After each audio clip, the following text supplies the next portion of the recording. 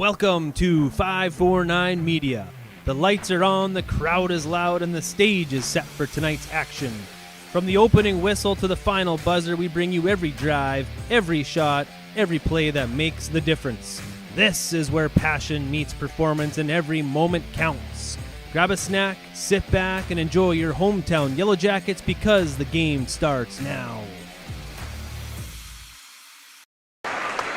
Hello and good evening and welcome in to Moorhead High School and Spud Gymnasium. I'm Jason Groth with Lance Rock as the Section 6A championship ceremony is taking place. Hillcrest Lutheran Academy knocks off Breckenridge by a score of 67-52, which will lead into tonight's Section 8 AA championship game between the Perham Yellowjackets and the Dilworth-Glyndon-Felton Rebels. I'm Jason Groth, and alongside me tonight, as always, is Lance Rock.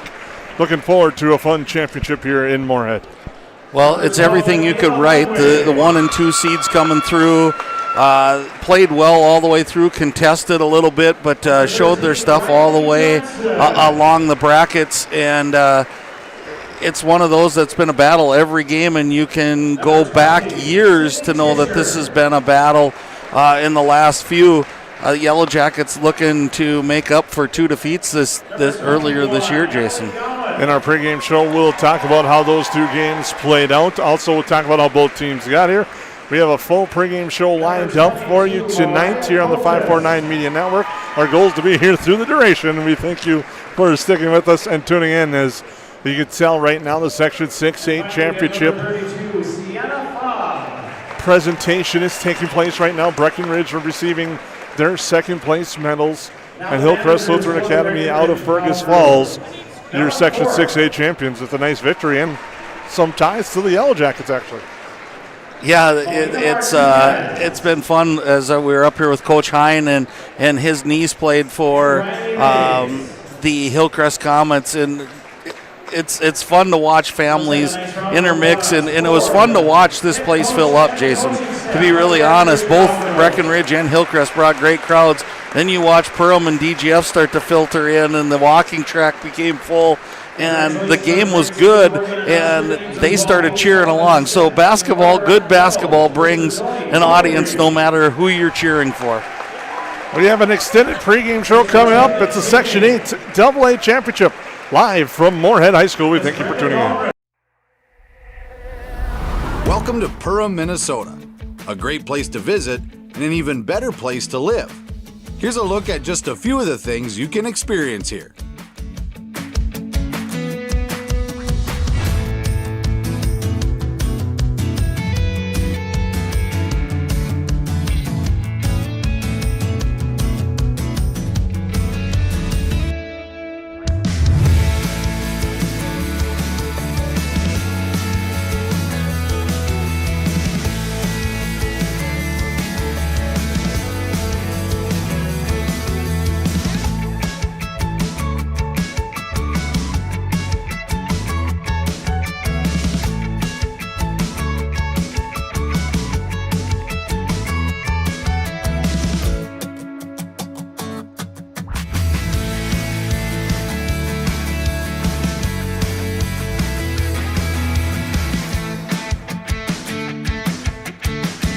If you'd like to find your inner otter in Perham, visit OttertailLakesCountry.com. Perham Health is here to take care of you, to keep you crushing it. Broken bone? We'll fix it. New baby? We'll deliver. We've heard that. And yes, we can help. From life's big moments to the annoyingly sick ones, our providers have the expertise and compassion to handle it all. Perham Health, so you can keep on hitting it.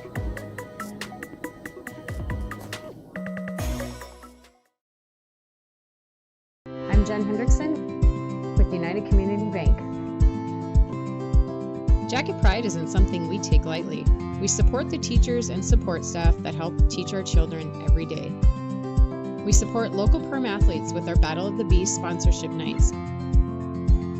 And every year we award 4 scholarships to Perham seniors. Yellowjackets are my team, and United Community Bank is my bank. Looking for a job that's anything but ordinary? At Kenny's Candy and Confections, we make work sweet. From popcorn poppers to licorice cooks, our team creates fun treats that people love to share. Here, you'll find great benefits, chances to learn new skills, and a workplace full of energy, creativity, and smiles. Because at Kenny's, making snacks is seriously fun. Kenny's Candy and Confections. Apply today.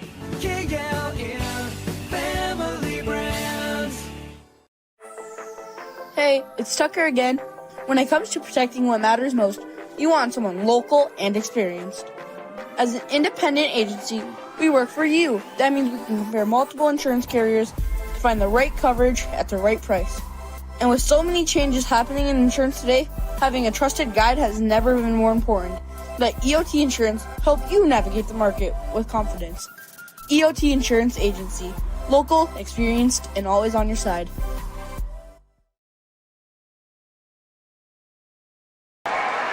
Well, welcome back into Moorhead High School right now. Hillcrest Lutheran Academy about to receive their championship trophy. Receive your championship trophy of Section 6A Girls Basketball. As the Comets celebrate their 67-52 victory over the Breckenridge Cowgirls and earning a trip to the University of Minnesota in the Class A state tournament. One more spot to be decided here tonight. It's the Yellowjackets and the Rebels, and you can see, we can see it and feel it up here. The electricity is starting to grow as fans are anxiously waiting to get into their spot, into their seat, as fans from Hillcrest and Breckenridge will exit or find different spots to sit at, and the Yellowjacket fans and Rebel fans will find their spots. Well, it's always the fun jockeying of where we're going to sit, and people are on the raceway right now to get what they feel is their best spots. And what a great gym to watch it in. Very similar, like we said before, to the Hive, that only a little bit bigger. I guess it holds a few more people, but same viewing angles that you have at the Hive. So for the Yellowjackets, I think you should feel like you're shooting at home tonight, which I think will be a really awesome way for the Yellowjackets to come out. It was fun to watch the pregame shoot-around. We were here early enough to watch both teams shoot. Both teams seemed very confident when they entered the floor, and I think that's going to be some of the keys, but we got a lot to talk about, Jason, before we get into all of that type of stuff as well. And part of that, we'll talk about how these two teams match up tonight.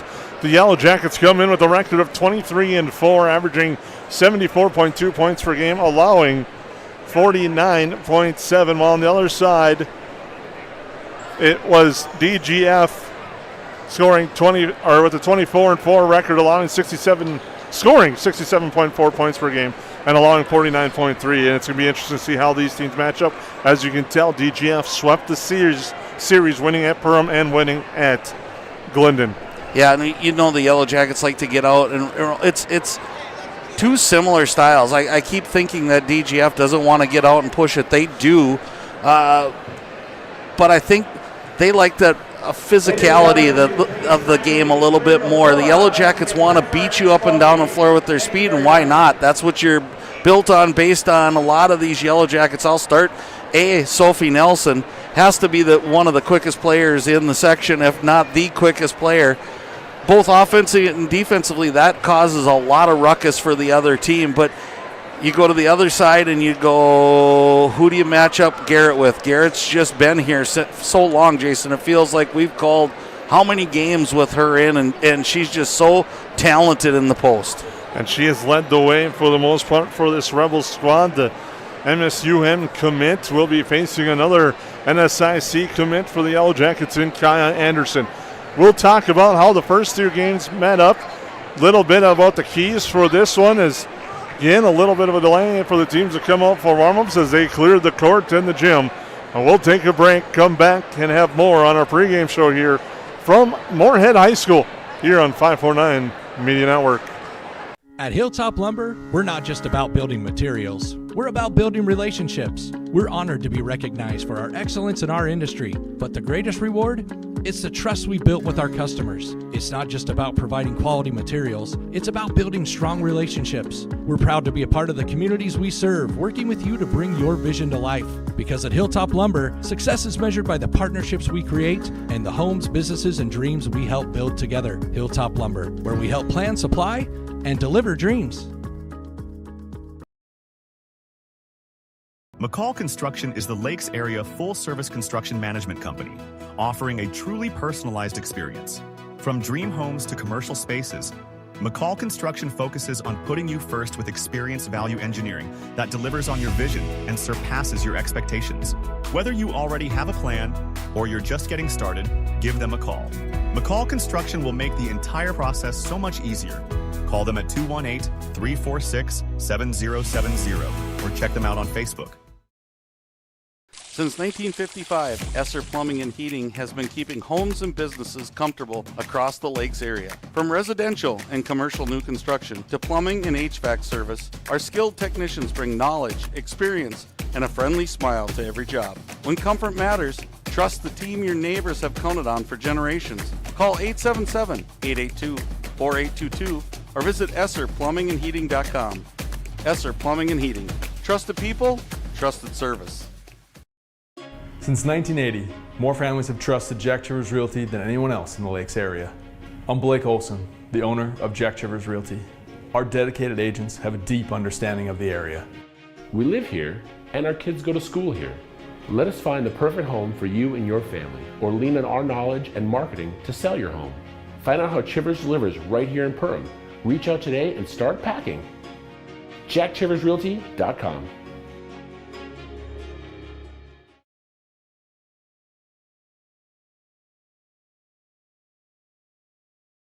Central Market, the fresh place in Perham and Detroit Lakes, offering the freshest meat, produce, bakery, and deli products possible with great value for your money. A visit to Central Market is a journey into freshness. You'll always be able to find a wide variety of items that will result in the perfect meal for your family and friends. Begin with their meat department, and whether it's succulent fruit and vegetables, fresh baked specialties from their bakery, or the convenience of fresh deli selections, Central Market is the fresh place for your family. Go Yellowjackets! It's not necessary to build your business in Perham, Minnesota to be successful.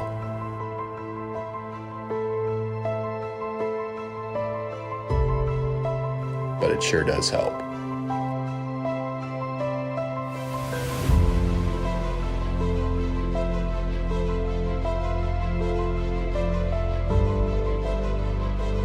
Hammers Construction.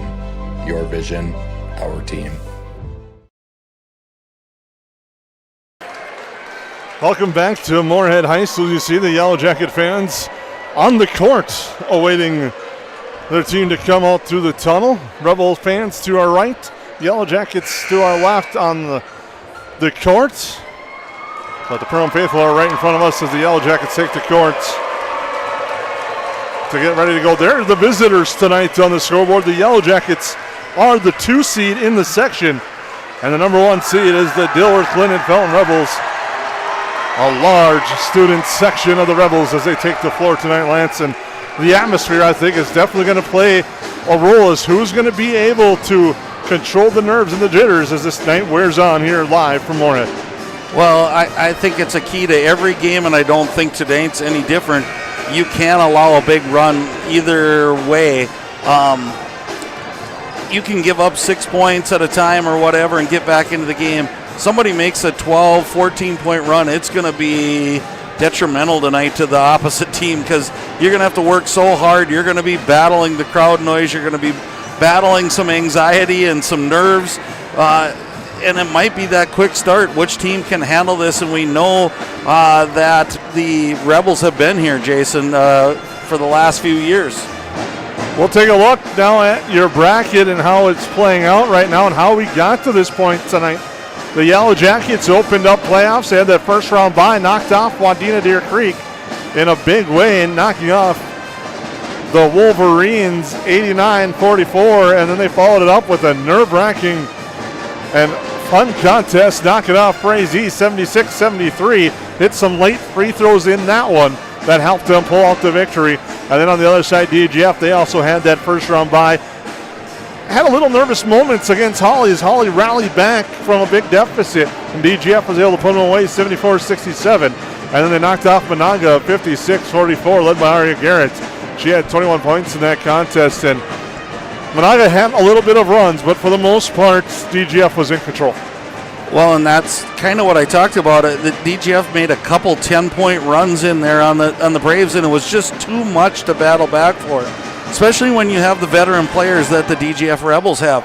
When you talk Couchman, Garrett, Boyd, you're talking some players that have played a lot of games in this section tournament and were here last year and probably still have a little sting and a little taste in their mouths about how that one went. So you know they're coming in here with a purpose, but watching the Yellowjackets, what a great game against Frazee, and it was certainly fun to witness them battle a really quality opponent and some really good players from the Hornets.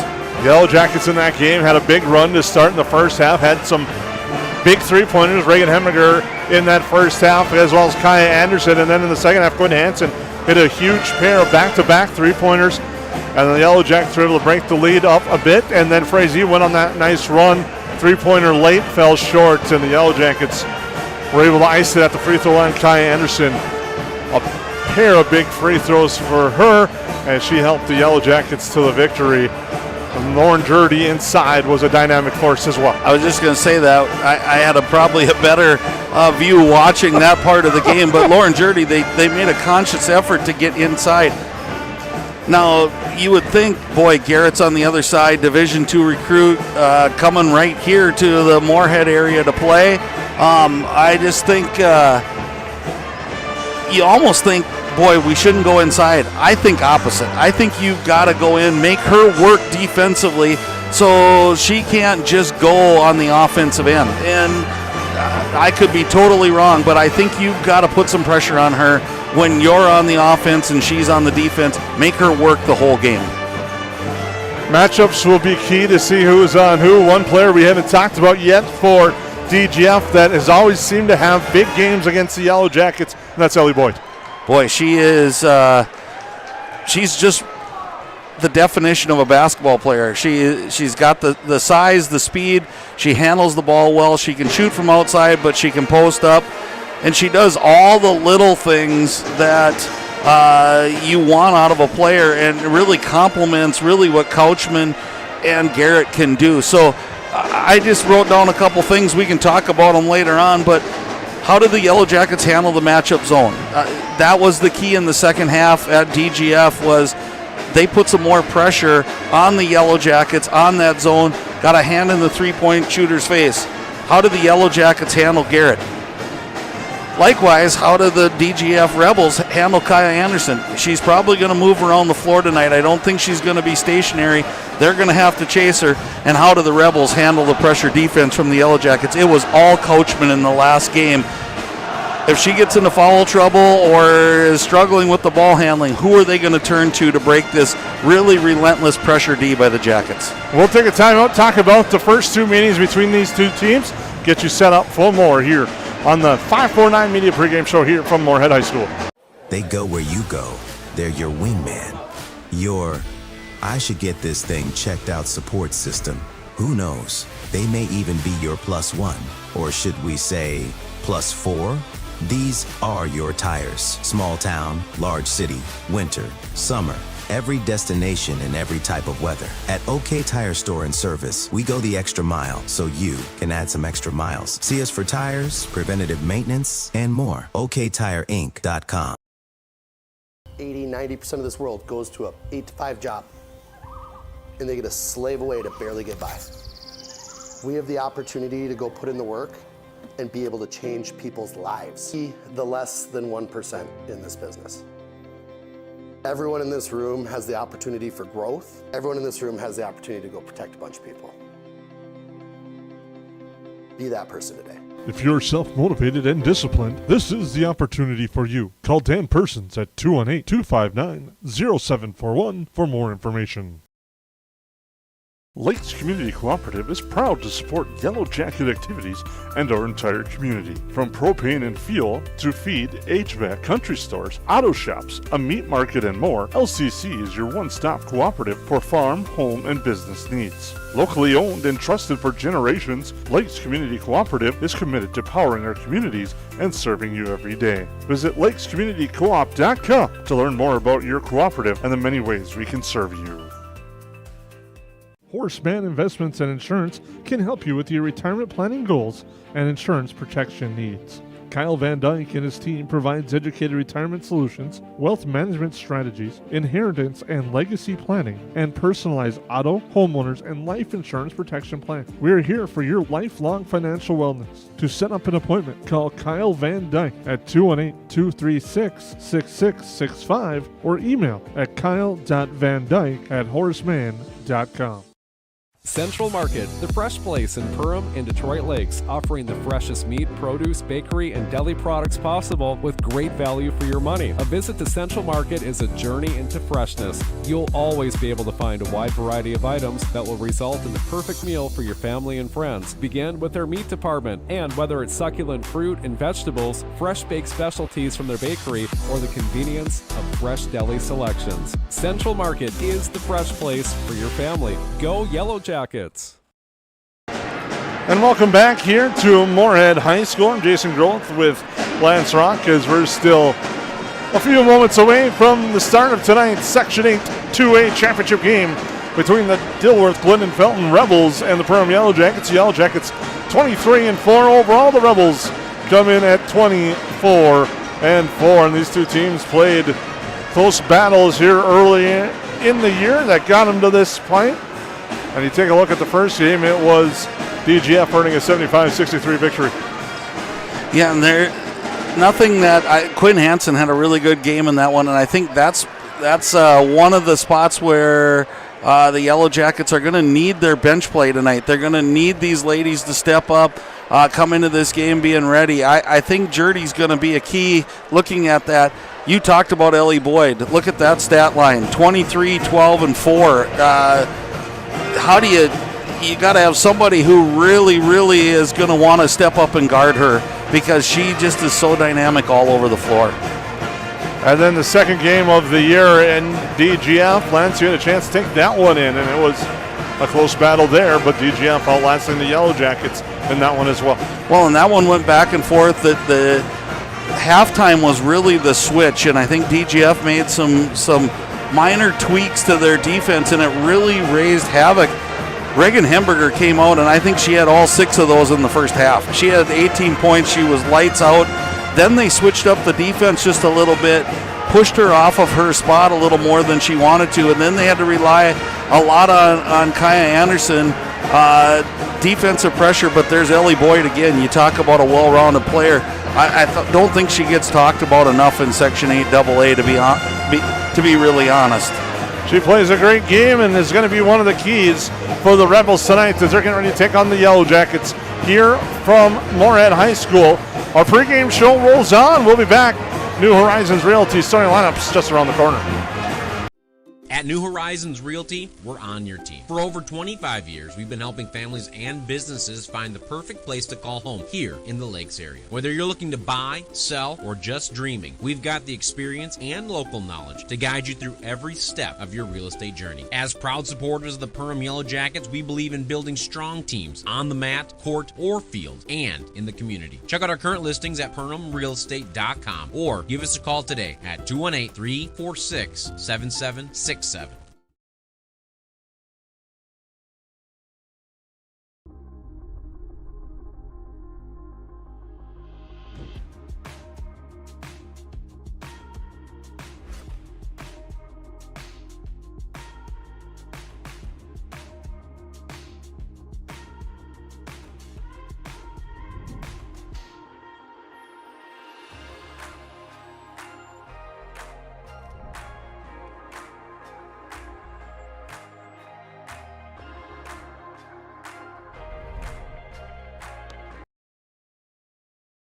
At Nias Family Sales, our experienced mechanics are here to provide exceptional service in a timely manner.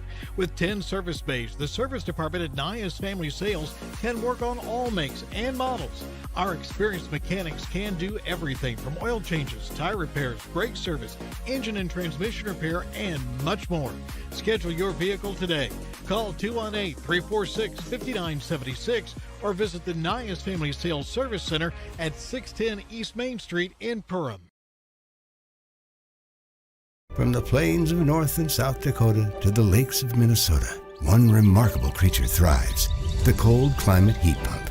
It cools when it's hot, heats when it's not, and uses far less energy than traditional systems. Those who welcome one into their habitat enjoy year-round comfort, generous rebates, and bills that nearly hibernate. Cold climate heat pumps, cooling, heating, and saving all year. That's efficient comfort. Powered by Otter Tail Power Company. Welcome back here to Moorhead High School. I'm Jason Groth with Lance Rock as our pregame show rolls along. We thank you for tuning in tonight with us here on the 549 Media Network. We're just moments away from just tipping the thing off and getting ready to go for the Section 8 2A Championship. Well, and I can only imagine, it's been a long time for me playing in any type of game like this, the nerves that have to be going through both of these teams. It's just the band's playing, your student body is here in full force, and it is absolutely crazy to think about what these young people are going through right now. And again, I think that's where the Yellowjackets, being a very youthful team, I don't want to put too much pressure on one person, but Kaya Anderson's going to have to be the person that they look to. And I don't think she has to score the points. She just has to be the one to calm the ship when the seas get a little rocky tonight. And also in these type of games, there's always one or two players that you don't expect to see, and they show up in a big way. That always seems to happen in a section final game. Well, you're exactly right. You're going to have those that perform the way you think. There's going to have the ones that overperform, and you might have those that underperform. And it's just the buildup and the pressure of being in this situation. And that's why this is the buildup, because it doesn't get any easier if you're going to go down to the cities and play some of the teams that the only 8 that are left at that point. You have to be battle-tested, battle-ready, and sometimes that's not just how you shoot, pass, and dribble. It's how you can prepare mentally. An outstanding atmosphere here, Lance. Some of you might be tuning in wondering why we're at Moorhead High School. Well, Concordia Moorhead, the Cobbers, where this is normally hosted at, is hosting the NCAA Division III, a quadrant there, as the Cobbers qualified. So they have games tonight and tomorrow. So that facilitated the switch, and Moorhead was available. And good luck to the Moorhead Spuds and their hockey team as they're in action later tonight, taking on the Edina Hornets. Well, exactly, and it just goes another step where you saying that, Jason, is thanking them, because this just doesn't happen that you bring in 4 teams, crowds like this, have concessions ready. This place was absolutely perfect when we got here and still is. And I kind of like the venue for this. It's a little tighter. It's a little closer. There's something about the Mystique of Concordia, but boy, is this fun to have the crowd right on top of you, I think, when you're playing. We have a perfect sight line up here. Yellow Jacket fans are right in front of us. Rebel fans are straight across to a right. The Yellow Jacket students to the left. Both bands have been entertaining the crowd here at Spud Gymnasium. Lance, we're just moments away from them just tipping it off and getting ready to go. Keys to the game, we've talked about a lot of different things. One thing on those graphics that we had earlier, turnovers, we know Perham turns the ball over. It's a matter of getting the stops that they do when they do, and they have done that a lot this year. Exactly, and I'm kind of thinking about what you said about turnovers. I don't think tonight you want to compound them, and what I mean by that is you certainly don't want to have one turnover turn into 2 to turn into 3, and all of a sudden that 2 to 4 point run becomes a 10-point run, and now you're looking at the clock and you start to press. You don't think that you're going to, but you start to look at a deficit. So for the Yellow Jackets, I think you're going to turn the ball over. You're playing a really good team tonight. You can't let that get into your mind and create multiple turnovers. With that, we'll take a quick break. We'll have our starting lineups next here on the 549 Media Network.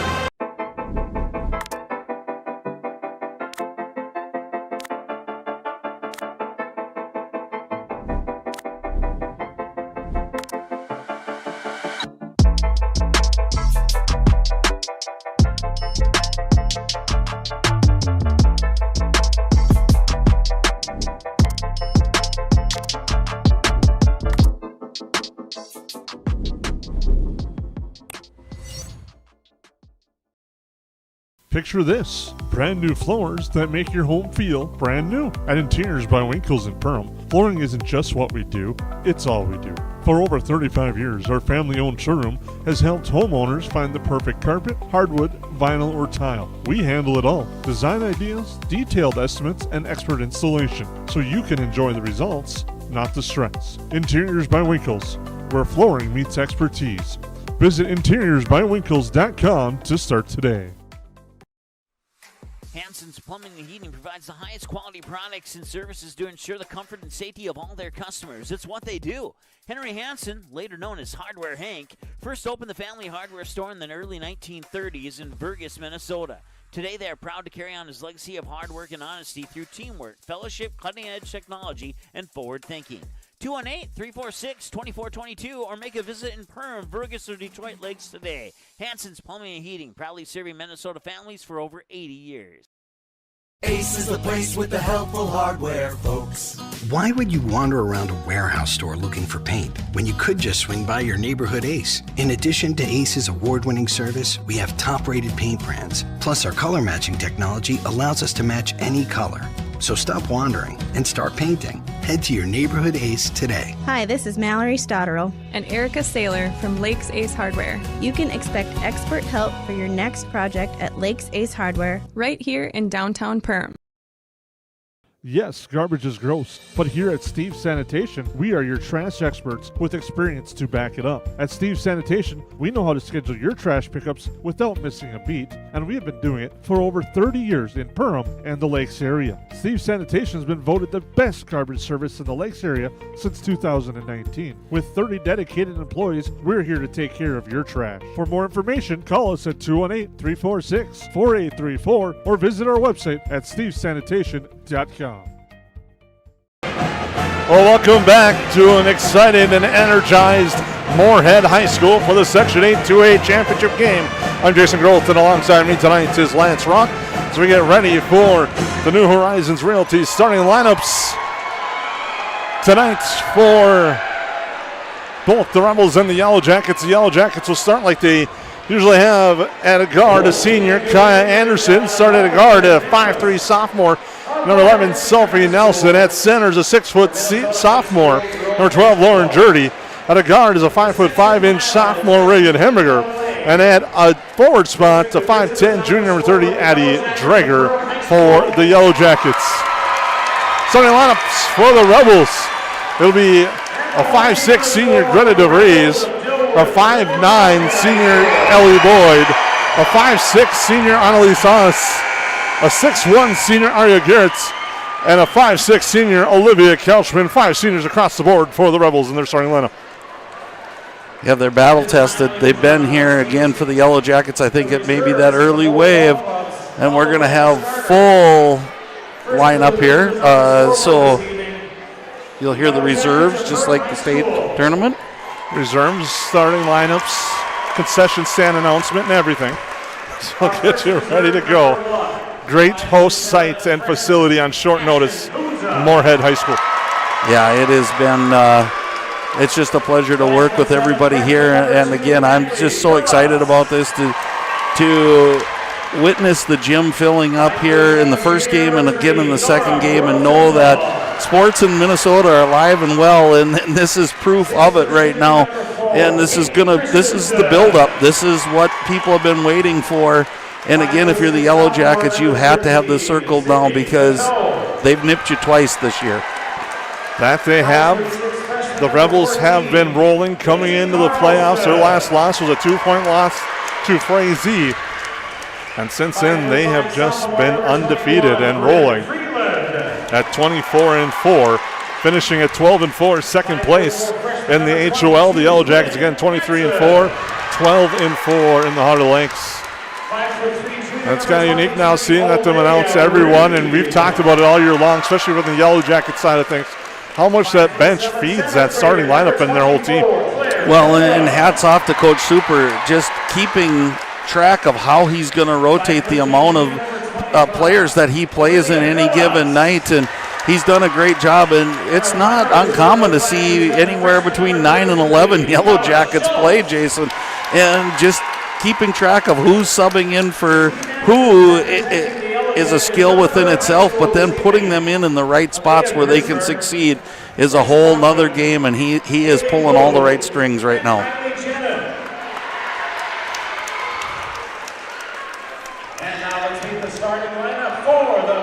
Oh, now they're going straight to the starters.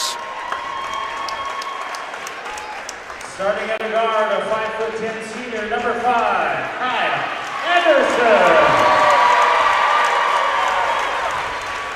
At another guard position, a 5'3" sophomore, number 11, Sophie Nelson.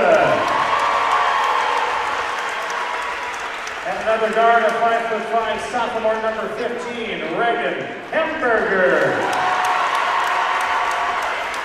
At a fourth guard position, 5'9", junior number 30, Addie Drager. And center to lead the Yellow Jackets this evening, a 6' sophomore, number 12, Lauren Journey. Perham Yellowjackets are coached by Mr. DJ Super. And there's a look at your Yellow Jackets starting lineup. They get ready to go for this one, and now the introductions for the DGF Rebels as the Yellow Jackets meet and get ready to go. And now, ladies and gentlemen, let's see if we have any Rebel fans in the house tonight. Let's meet the reserves and the starters for the Dilworth-Glyndon-Felton Rebels. Our first reserve, a 5'4", senior number 1, Eva Schreiber.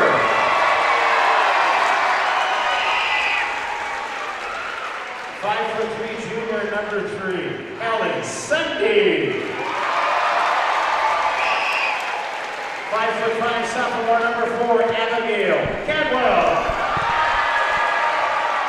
Now the Rebels again being introduced. Their starting lineup, a potent lineup of 5 seniors. They've been here before. They've experienced the disappointment.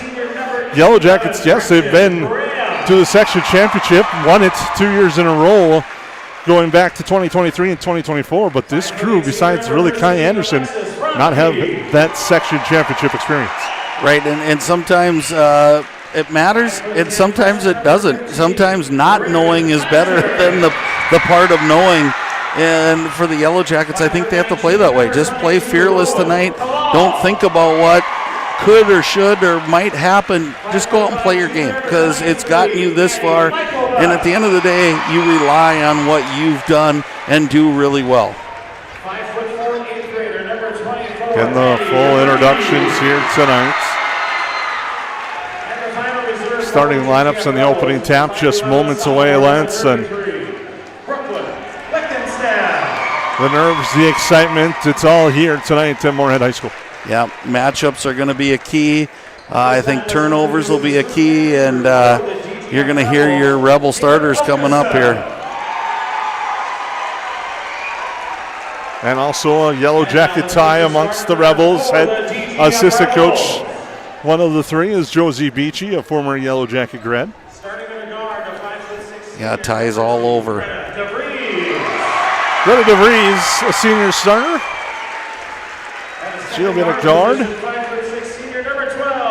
Also at a guard is Annalise Haas for this Rebel squad.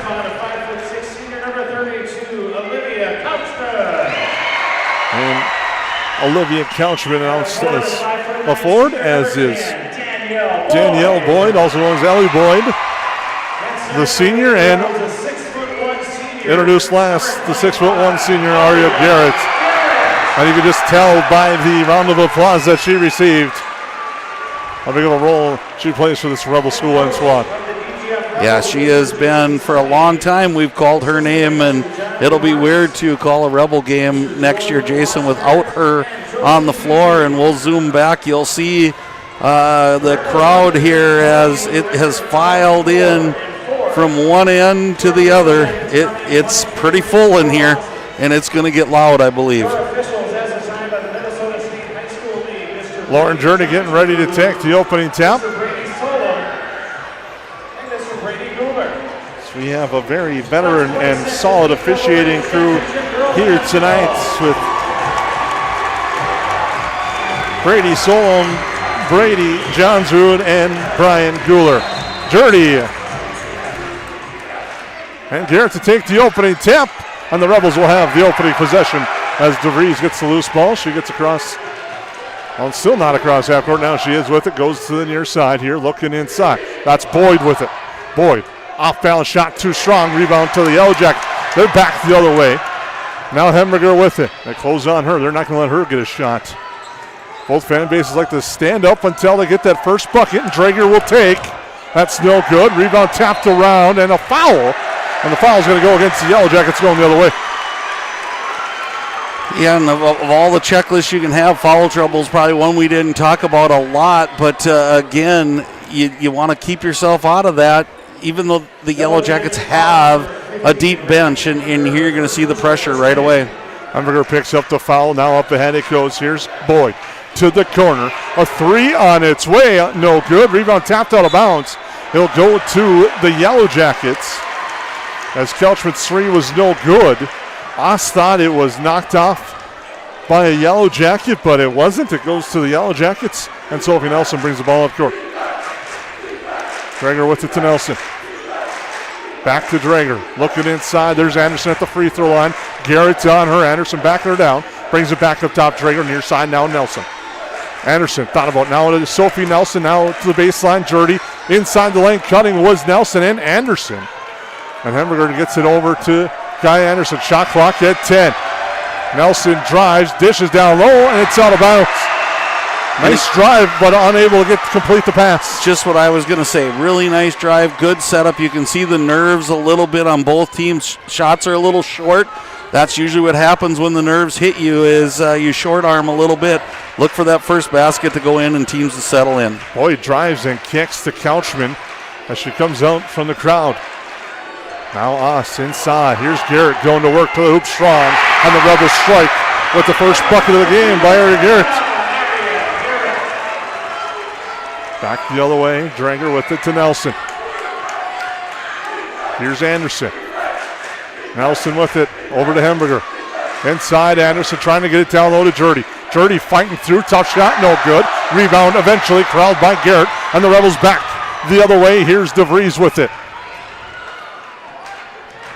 DeVries dribbles now to Garrett into the end, into the post. She drives through, and a foul as Garrett gets called for the player control foul as Jurdy was in position.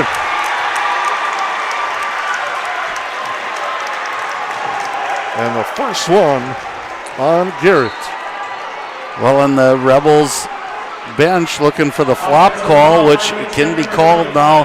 Again, I think holding her ground just enough that time was Jurdy to make that call a little easier. Anderson shot no good. Drager the putback. And the Yellowjackets have evened it up on your Hilltop Lumber scoreboard. Well, and the most important part about the shot make is that you're able to set up your press. Now a steal and a finish for Kaya Anderson.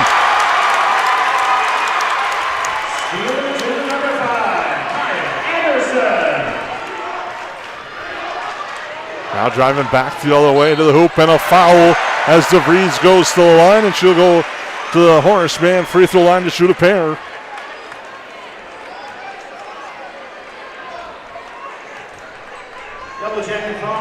Follows on Kaya Anderson, so the two key players, Garrett and Anderson, both with fouls early. As DeVries hits the first at the Horace Mann Insurance and Investments free throw line. Well, and DeVries really brings the toughness to this team, and she's not afraid to go after a loose ball. She'll go into the bench, the bleachers, wherever that thing's at, and she really did sting the Yellowjackets a little bit. Misses that second free throw by getting to the free throw line in the earlier contest. Traeger with it now over to Nelson, looking to the free throw line for Anderson, and she gets it there, turns around, screen by Jurdy. Anderson drives, unable to finish. Jurdy the rebound on the arm. She'll go to the line.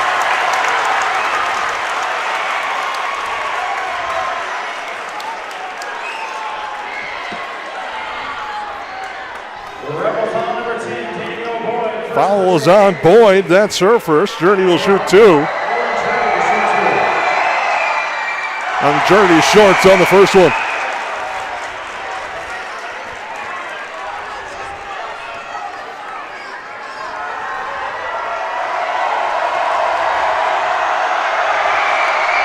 Second free throw is good.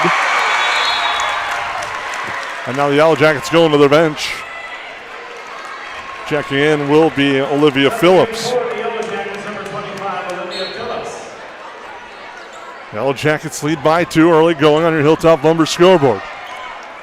Change from the earlier games. DeFries bringing the ball up. We had seen Couchman most of the time for the Rebels, so already early changes I've noticed from the first 2 games. Oskin pressured by Hemberger. Now with it to Couchman. Couchman with Nelson on her. Drive, spins, trying to get it inside, but she traveled, and that leads to a turnover. And the Yellow Jackets get the basketball, 14:52 to go. Yeah, and it definitely was a travel. I think if you're looking the other way, there's a lot of hands in there in that contact. Interesting how early fouls are going to be called here, or non-fouls. Anderson with it now. Dranger baseline there. Phillips feeding, trying to get it to Anderson, but the pass is redirected. Here's DeVries back the other way. She gets cut off. Now brings it back up to Couchman. The 3 is good.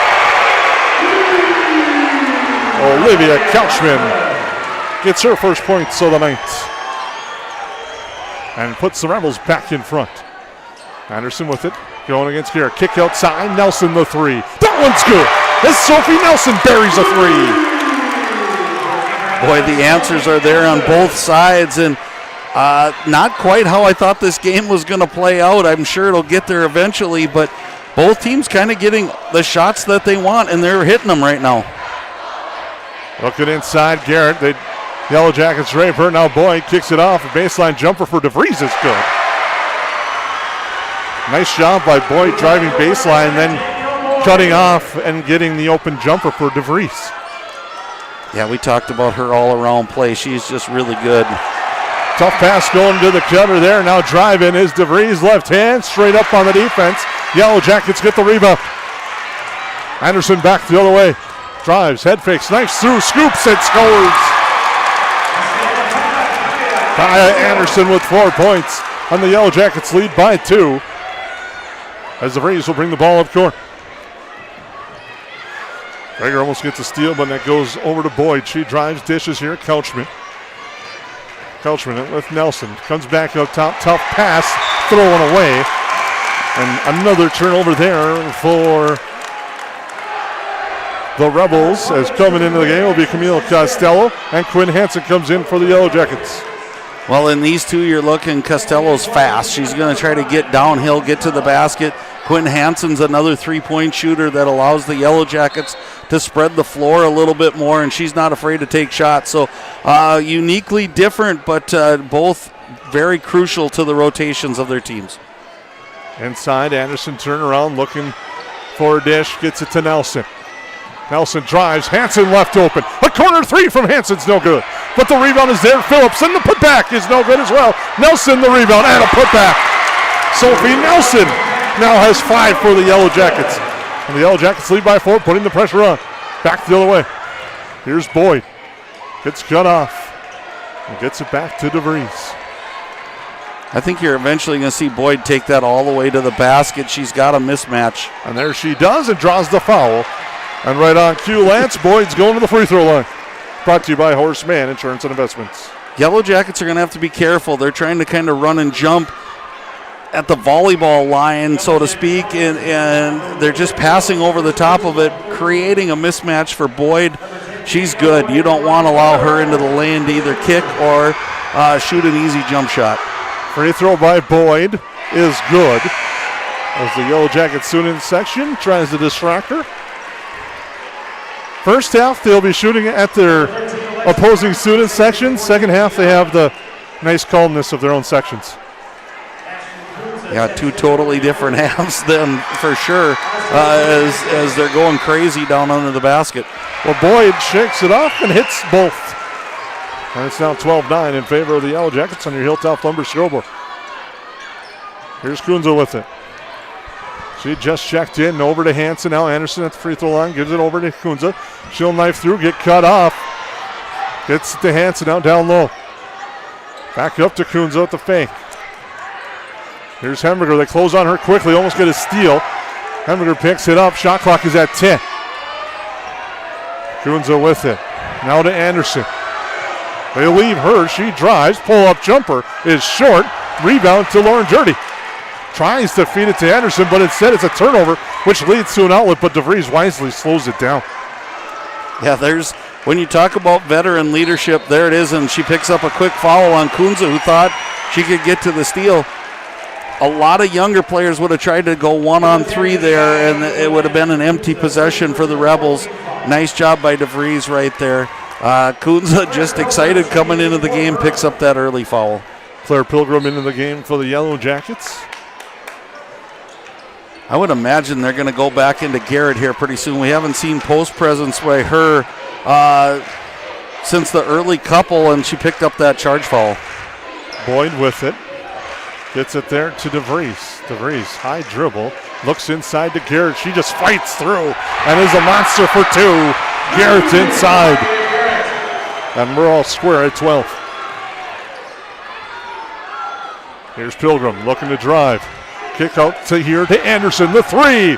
No good. Rebound. Journey taps it out of bounds, but Boyd got her hand in there apparently, and it will stay to the Yellow Jackets. Well, and I don't know how the Rebels, hats off to Jurdy. She's just getting inside position on every shot. She's like recognizing super early or something. Rebels are going to have to box her out, or she's going to have an offensive rebound night chart that's going to be unbelievable at the end of this. 11:09 to go in our opening half. Anderson drops it off Jurdy. Fumbles it out of bounds. At the last second, she tried to save it, but she was out of bounds, and the Yellow Jackets wholesale substitutions again. Kind of going offense for defense here early on. Yeah, and running. I think it's probably trying to get your second breath. There's a lot going on right here, and a lot at stake. And you can see these ladies.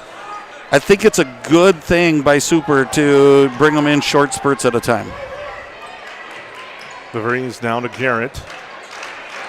They drop off of her and sink. She picks up her dribble, and now Boyd will get it. Boyd kicks to the corner. Here's Costello, cut off. Driving us, trying to get it there. Now goes to the hands of DeVries. Drop it off inside. Garrett with 5 on the shot clock. Powerful move. And Garrett finishes once again. Wow, fade away to your left. That's not an easy shot, but love how she used the glass. Lead changes will be aplenty. As Kunze back the other way, no good. Rebound tapped out of bounds. They'll stay with the Yellow Jackets. But in that zone, Jurdy's there again. She had inside position. It's going to go her way pretty soon where she's going to get some lay-ins. Kunze to inbound. Finds Anderson. Short jumper for Kai Anderson is good as it rattles around and drops. She's got 6 and we're tied at 14 again. Couchman with it. Hands it off Costello. It's all the way to the near side to Oss. Looking for a cutter, had Costello, but passed it up. Goes around the perimeter. And goes with it to Couchman. Inside, Garrett again. The help comes, now kick outside. Costello thought about it. Nice through, and now Boyd has it. Boyd off the dribble to the hoop. Draws the contact and a foul. And Boyd will go to the line to shoot a pair again. Their spacing is so good right now, the Rebels. If you watch how they're trying to separate, they're trying to leave as much room for Garrett underneath as they can. Then when they double, triple team, she's finding the open player, and this time it was Boyd slashing to the bucket. Claire Pilgrim on the foul, her first. Boyd at the Horseman free throw line, misses that one. 2 of 3 on the night at the free throw line. We thank you and thank all our sponsors for making these broadcasts possible and sticking with us here on the 549 Media Network all throughout the season as Reagan Hemberger checks back in. As does Sophie Nelson, as a free throw by Boyd is good. Close game here, 9:39 and counting in our opening half. Neither team really been able to go on a big run as Pilgrim drives, floater from hers, too strong, and Garrett the board. We saw in the first game tonight, Hillcrest Lutheran Academy had a couple of big runs that allowed them to pull away from Breckenridge. Haven't seen that.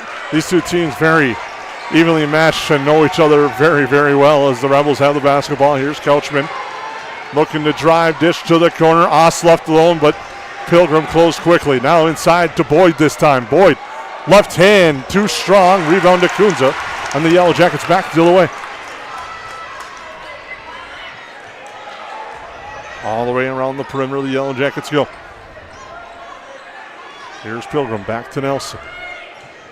Drives, dish, down low to Jurdy. Jurdy looking for Pilgrim as Pilgrim fights through, drops it off. Nelson wide open. She finishes at the hoop.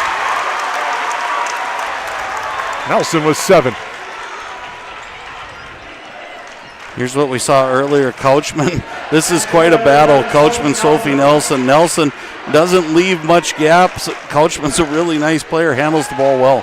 Boyd drives, fights through, gets the bucket. Rebels lead by a point. Feed to Pilgrim, driving off the backboard, too strong. Garrett for the rebound. That's open once they attack from the free throw line down, but they're not able to get the shot to go. Yeah, now Couchman's trying to get to the basket. Nice defense by the Jackets. Here's Pilgrim back the other way. Pilgrim, jump stop, gets hacked and goes to the line as she tries to Euro through the lane. She'll shoot 2. Yeah, good take there by Pilgrim. Kind of that Euro step that you see more and more prevalent now.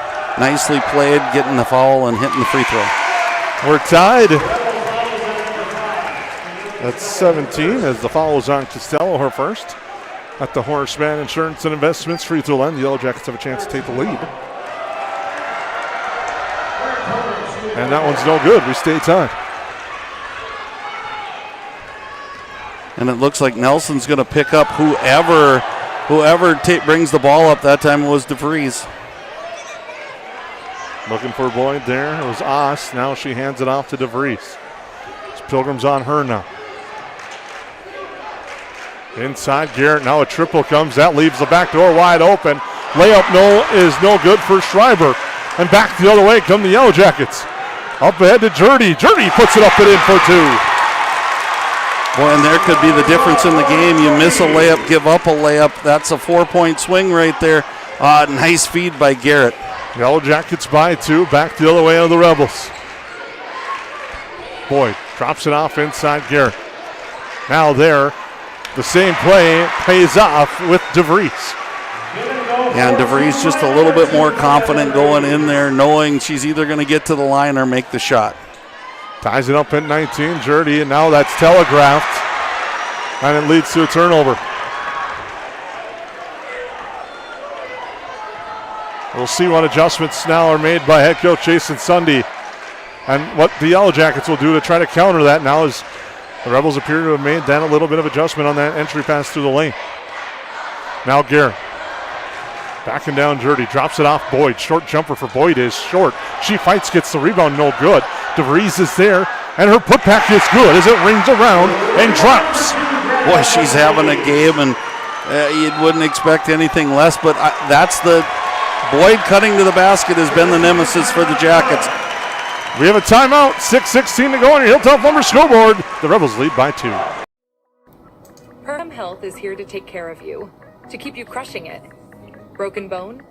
We'll fix it. New baby? We'll deliver. We've heard that. And yes, we can help. From life's big moments to the annoyingly sick ones, our providers have the expertise and compassion to handle it all. Perham Health, so you can keep on hitting it.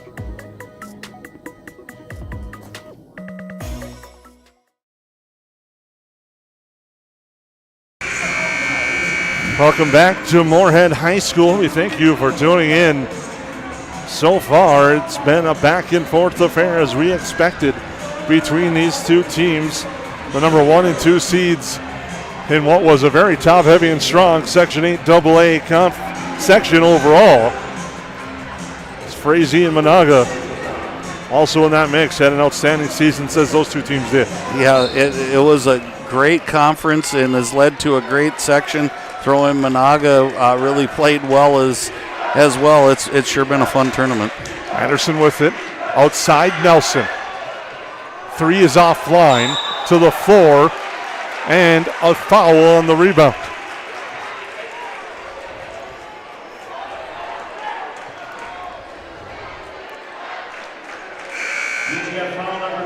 The foul is on Annalise Haas, her first.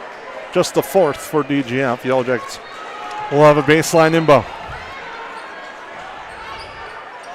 Nelson gets it back, now to Dirty. Drop it off, baseline jumper from Drager's too strong. And Oss the rebound. Good job by Oss, just being at the right place at the right time. I'm almost thinking you run a play with back pick for DeVries. She's played so well early. And then over and back. That ball looked like it may have been deflected.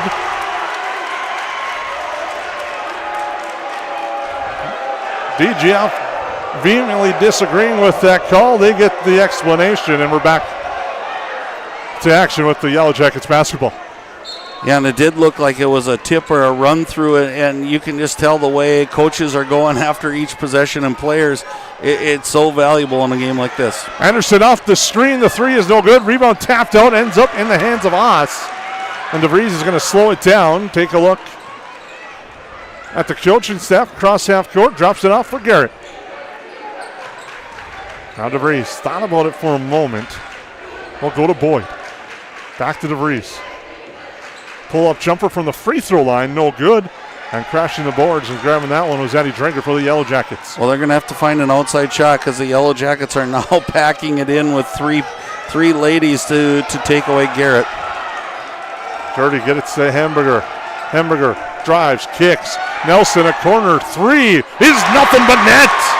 Sophie Nelson hits her second three-pointer of the night. She's got 10 for the Yellowjackets as they pull into the lead by 1. And now pressure and a steal by Nelson.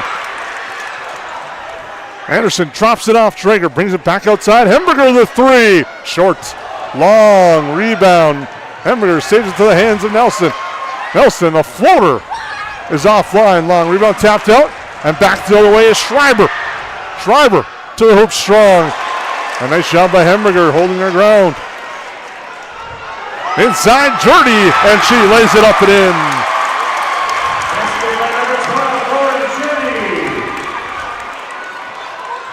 Nice sequence there by the Jackets. They did everything right. Boyd stops, gets it back to DeVries. I think Boyd's got to look for her shot when she gets in there about that free throw line. She's a good shooter from there. Outside to Oss, she'll take and hit. Annalise Oss, just like that, we're all square once again. Anderson turnaround jumper, good. Yeah, Sky Anderson smooth inside with that jumper from the free throw line. Well, and you've seen a more concerted effort by the Yellowjackets getting her inside. Again, that early foul on Garrett may lead to some easier buckets. Boyd inside, turnaround jumper, good. Nice move inside. And we're trading buckets back and forth. Tied at 26 here in the first half. Anderson drops it off. Nice feed and finish. That time by Lauren Jurdy. Boy, this is a fast-paced game right now, Jason, and neither team really blinking. DeVries with it. Now to Boyd. To the corner. Here's DeVries to Oss. Oss just hit a big three-pointer. Now to Boyd. 15 on the shot clock. Schreiber drives baseline to the corner. Comes back up top. DeVries drops it off as Boyd goes into the lane. Fights through, floats it up. And we're all square at 28 on your Hilltop Lumber scoreboard. We thank you for tuning into this one. It's a fun one here from Moorhead. Now the Yellowjackets working around the perimeter against the zone. They close quickly when Hemberger gets the basketball, though. Anderson at the free throw line with Boyd on her. Drive, spins, turnaround jumper is good. Smooth. Kaya Anderson with that one. Well, you could see her veteran. She didn't panic there. She slipped a little bit, I think, and it actually caused some separation in space. She just held her ground and took a nice shot. Schreiber now to Garrett at the block. Quadruple team, you could say. And Boyd drives, kicks, Oss the three. She hits again. That's the problem when you collapse and sink down. You leave someone open, and Oss hits the triple. The Rebels by one under Hilltop Lumber scoreboard. We'll be back as there's a timeout on the floor. At United Community Bank, we're not just in the community, we're sewn into the fabric of it. We shop downtown, we coach Little League, we're a part of your story. We're not serving customers, we're serving families. And we've done so since 1911. We're here for your first bank account, your first car, your first home. Community is our middle name, and Perham, Frazee, and Dent are our homes. And where some banks have branches, we have roots. United Community Bank, ucbankmn.com, member FDIC. Welcome back to Moorhead High School. Lance, observations with 1:43 to go in the first half. What a great game. I mean, there's not much you can say about that. I think both teams are getting what they want to do. I would imagine DGF is thinking of a plan of what do we do now if they're going to, basically it's almost like a 2-3 zone with everybody in the paint, and then they're scrambling from there. But if Oss keeps hitting those shots, it'll draw out the Yellowjackets. It has to. And for the Yellowjackets, keep going to Kaya Anderson. She's just creating a lot for you right now. Pilgrim off the screen. Tough shot. Gets it to go. Claire Pilgrim showing no fear. She drives and finishes that one. Rosenthal, Hansen, Kunza, Phillips, and Pilgrim the five on the floor for the Yellowjackets. Boyd drives through, gets fouled, will go to the line. Once again, is Ellie Boyd, 3 of 4 at the free throw line on the night tonight. Earns another trip to the Horseman free throw line. Well, we talked about her early in the pregame and throughout how she's just kind of the do-it-all type player. She can rebound, she can shoot it, she gets to the basket. She's looking to get into double figures, and she does just that.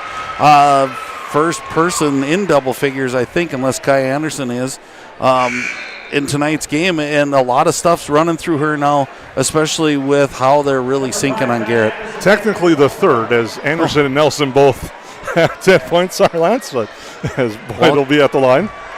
I thank you for that, Jason. She gets the second. Back the other way, it's Pilgrim. Now Kunza. Anderson, jumper from the free throw line, too strong, rebound to Boyd. Here's Kelchman back the other way as we approach the 1 minute mark. And what has been an exciting, as advertised, Section 8 2A championship game from Moorhead High School. Camille Costello with it now. Feeds Boyd, cutting in one motion. Boyd just doesn't get the roll. Nice look there, but Boyd just unable to get the spin. Anderson with the head fake. Pull up again, now to the near corner. Here's Kunzo, the three offline. Rebound grabbed by Boyd. We're seeing both teams have been one and done for the most part. As Kelchman with it. Kelchman driving, feeding. Steps back. Shot clock is off as Castillo floats up a shot blocked by Pilgrim. And Pilgrim back the other way. Game clock at 10 seconds. Pilgrim drives, stops into the lane, and fouled is Olivia Phillips, and she'll go to the line with 6 seconds to go.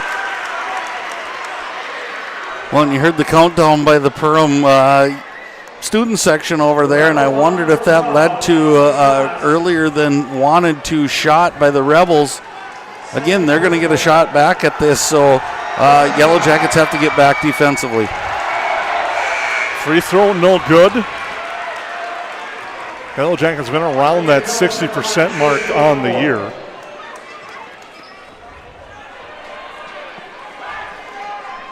Phillips will shoot another free throw.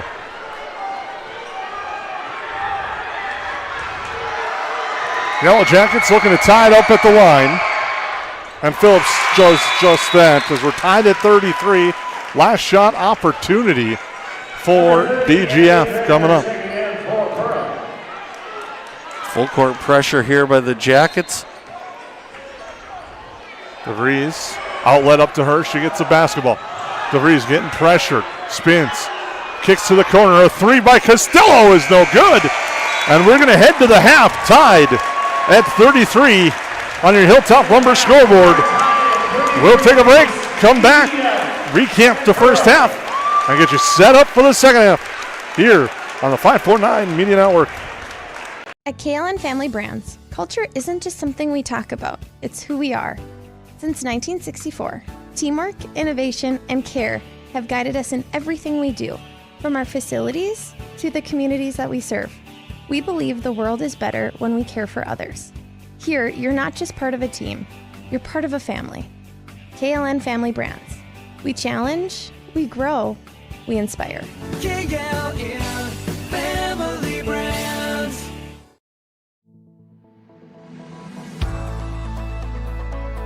When it comes to protecting what matters most, you want someone local and experienced. EOT Insurance Agency has been serving the community for over 40 years, insuring home, auto, farms, businesses, and all your recreational toys. As an independent agency, we don't work for just one company, we work for you.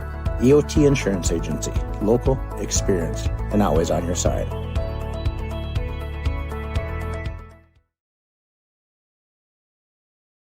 From the plains of North and South Dakota to the lakes of Minnesota, one remarkable creature thrives.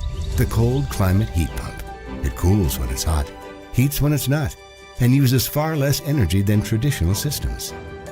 Those who welcome one into their habitat enjoy year-round comfort, generous rebates, and bills that nearly hibernate.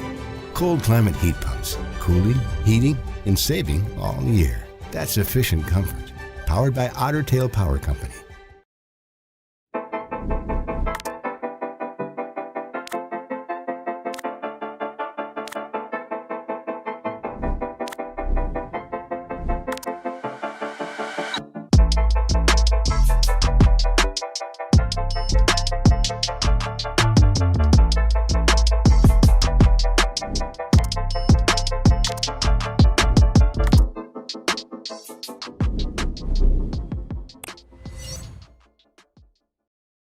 They go where you go.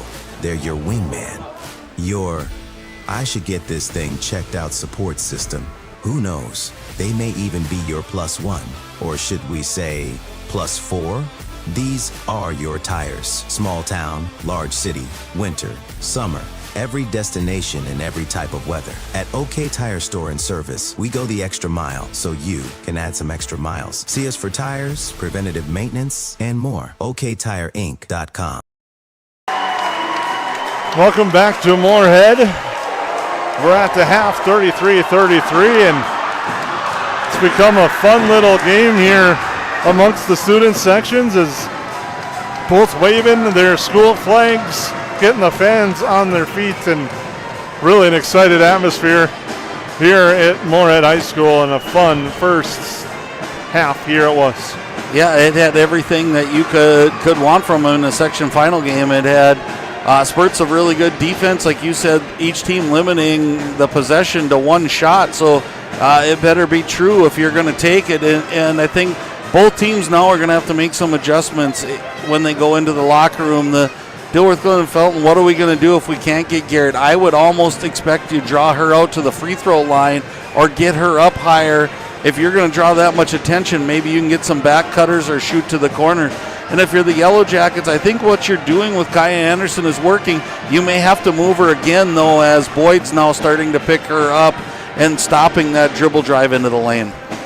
Leading the way with 10 points is Kaya Anderson and Sophie Nelson. Lauren Jurdy has 7, 3 for Claire Pilgrim, 1 for Olivia Phillips, and 2 for Addie Drager. Leading the way on the other side of things for DGF, it's Ellie Boyd with 11.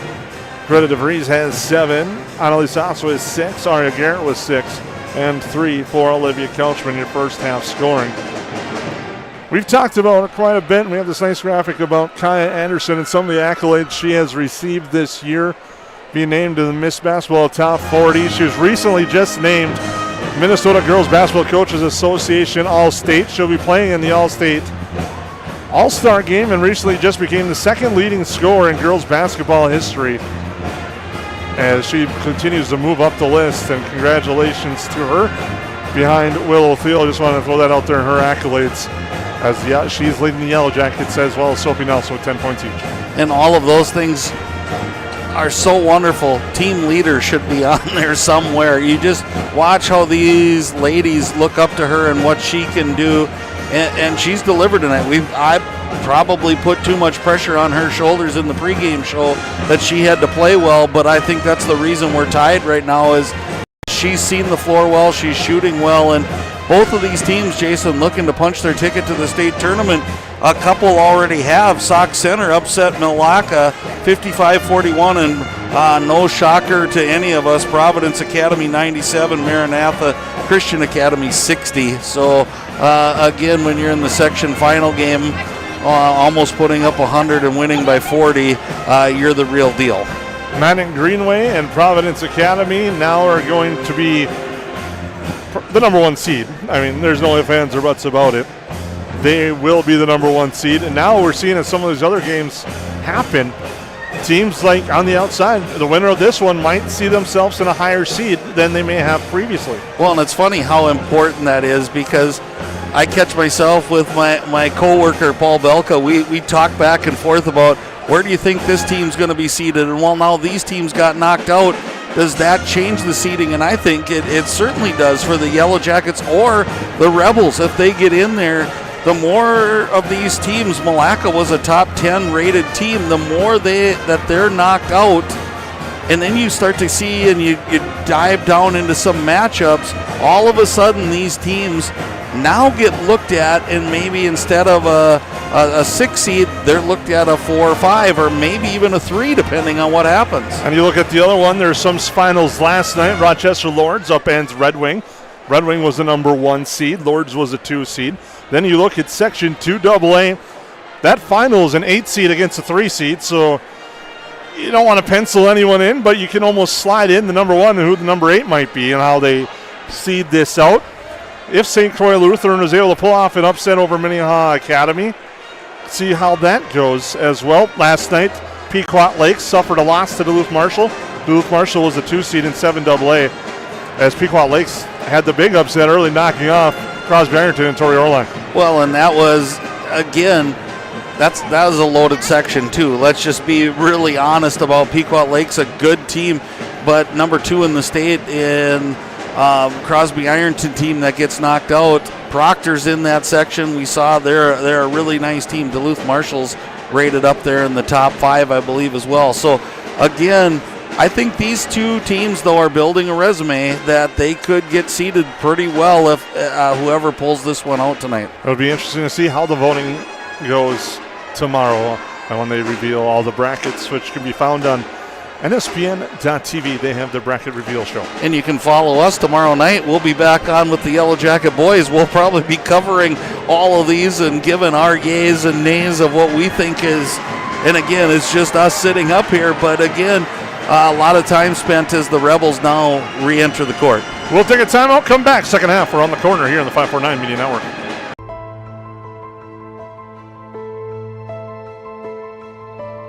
It's not necessary to build your business in Perham, Minnesota to be successful.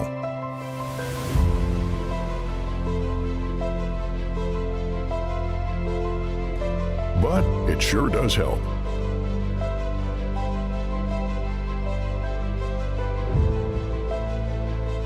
Hammers Construction.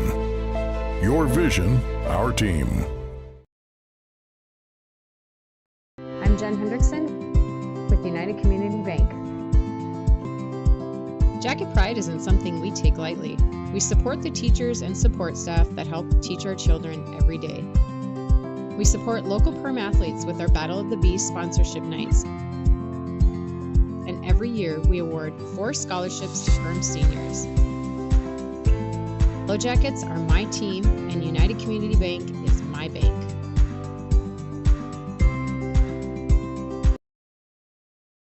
Central Market, the fresh place in Perham and Detroit Lakes, offering the freshest meat, produce, bakery, and deli products possible with great value for your money. A visit to Central Market is a journey into freshness. You'll always be able to find a wide variety of items that will result in the perfect meal for your family and friends. Begin with their meat department, and whether it's succulent fruit and vegetables, fresh baked specialties from their bakery, or the convenience of fresh deli selections, Central Market is the fresh place for your family. Go Yellowjackets!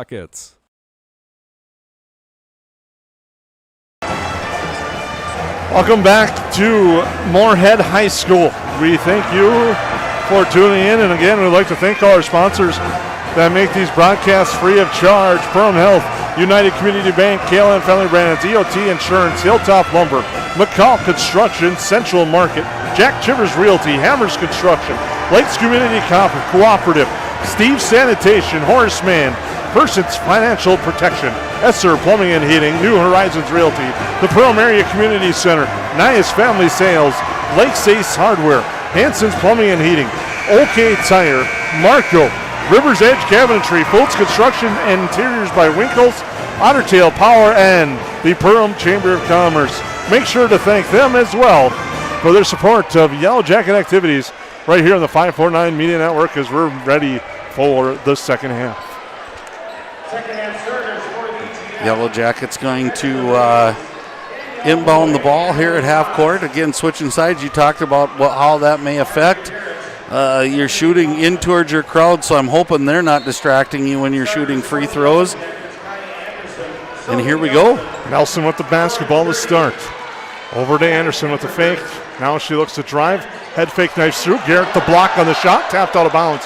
It will stay with the Yellow Jackets. Head coach TJ Super and the coaching staff tonight going with flashcards with the noise and a little bit to help and call out the play, because it'd be tough to hear as Anderson drives, drops it off. Jurdy fights through, reverse layup is good for Lauren Jurdy, and she has the half's first points.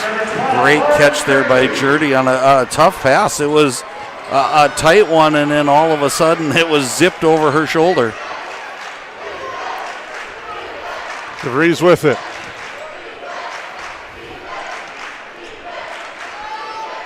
Inside Garrett. Bring it back outside, but a trouble. And again, I'll be interested to see the changes here real early in the flow of the second half to see if anything really has been adjusted. But the Yellow Jackets, I think, are really going to do a great job of Kaya Anderson moving around the floor right now. Now Nelson drives to Drager up top. Hemberger quickly closed on the lob pass. It goes here to Nelson. Jurdy now. Anderson left alone. Short jumper is good. Kaya Anderson with the bucket in the Yellow Jackets. A 4-0 run to start. Boy, you'll live all day with Kaya Anderson sitting right where the Spuds logo there is in the wording in the middle of the free throw line. Nice shot for her. One of the adjustments we've seen in this game, the Yellow Jackets aren't launching every three that they get. Getting some good inside shots. And we've seen Garrett hit that elbow jump shot right there, but moving her around got her singled up. Tough shot inside. Nelson the rebound. But she double dribbled as she crossed the Moorhead logo. And the turnover gives it back to DGF.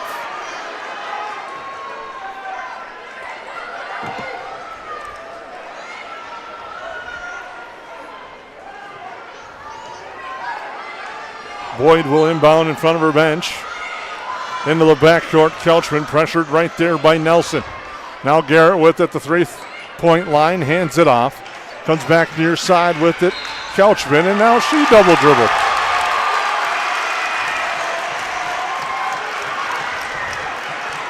It's almost like it's the first half of the game here is the jitters.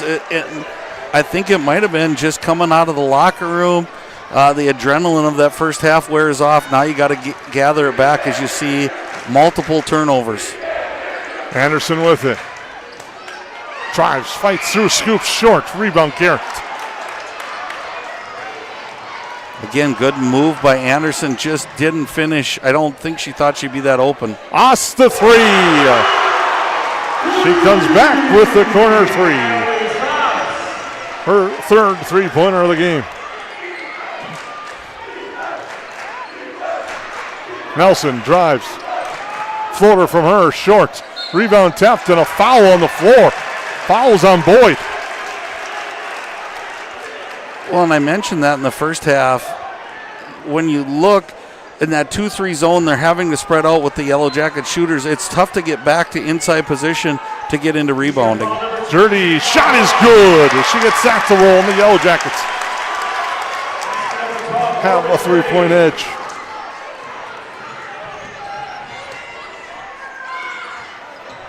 Drive kick to the corner. Oss. Boyd runs into her. Now gets it back. Here's Oss. They exchange a couple of passes. Into the lane. Fighting through. Outside it goes. Now Boyd drives. Dish and a bounce pass to Couchman. She lines it up. Doesn't get the roll. Nelson the rebound. Those are big misses for the Rebels. I think they're counting on her when that ball gets moved around the perimeter to hit that three. Nelson cuts in the lane. It's there. She drops it off. Anderson. And she's up and in for two. A bucket by Kaya Anderson. A timeout by DGF. Yellow Jackets with the momentum and the lead on her Hilltop Lumber scoreboard. At Joe Foltz Construction, quality and integrity aren't just words, they're our commitment. Since 2004, our owner-operator-led team of skilled craftsmen has brought dream homes, commercial spaces, and major remodels to life across Lakes Country. We guide you through every step, from custom design and accurate estimates to construction and a 10-year warranty that shows we build for life. Your vision is our blueprint. Joe Foltz Construction, craftsmanship you can trust. Visit us in Perham or online at joelfoltzconstruction.com.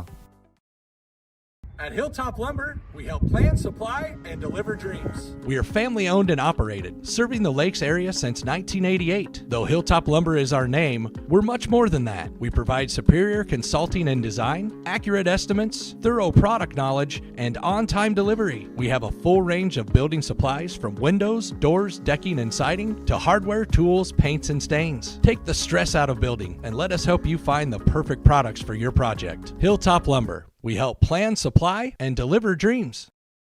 Welcome back to Moorhead High School. I'm Jason Griffith with Lance Rock. Yellow Jackets with the first punch in the second half, lead by 5. Well, and interesting, I thought at DGF, I thought the Rebels really did a good job at halftime making adjustments. This time I think it's the Jackets. How they're playing Kaya Anderson and not just sitting at the three-point line. She's a tough player to guard in that post. She's got good size. Garrett with it now. Here Couchman. Nelson closes. Hands off Boyd. Up top to Vries. She'll drive, fight through. Shot is short. Garrett will rebound. The putback and a foul. And Garrett with a three-point play opportunity the old school way as she's at the line for the Rebels. Well, and there's an adjustment by the Rebels. Just put your head down, go to the paint, and then allow the defense to flow to whoever's driving. And then Garrett picked up the rebound and three-point play, maybe the old-fashioned way. And it is at the Horseman free throw line. It's good. Makes it 41-39. Make sure to stay tuned to our postgame show. KLN Family Brands postgame show. We'll have our Steve Sanitation player of the game, and we'll also have our Otter Tail Power play of the game coming up. Three-pointer by Hemberger, too strong. Rebound grab by Couchman. Rebels coming back, a chance to tie or take the lead once again. Nelson just pestering Couchman across the timeline. Here's DeVries with it. Cross court it goes to Couchman. Don't lose Oz here. And there's Oss, head fake. Felt maybe she was too deep on that one. They're going to go into Garrett. Garrett work into the hoop strong, and she puts it up and in as Garrett takes advantage down low on the mismatch. Boy, and you could argue that was almost a three-point as well. A lot of body on the side as she went up. She's just so good. Hamburger with it now. Over to Nelson. Nelson with the spin. Pass batted into the hands of Hamburger. She fires a three. She hits the three. And that's all set up by DeVries. Thought she was going to have a layup the other way. Missed, and that's got to be a foul, and it is. She missed, and kind of that swing and a miss on that, and it allowed just that split second. And we've seen that's all Hamburger needs is a split second, and that ball's out of her hands. Quinn Hansen the foul. Claire Pilgrim.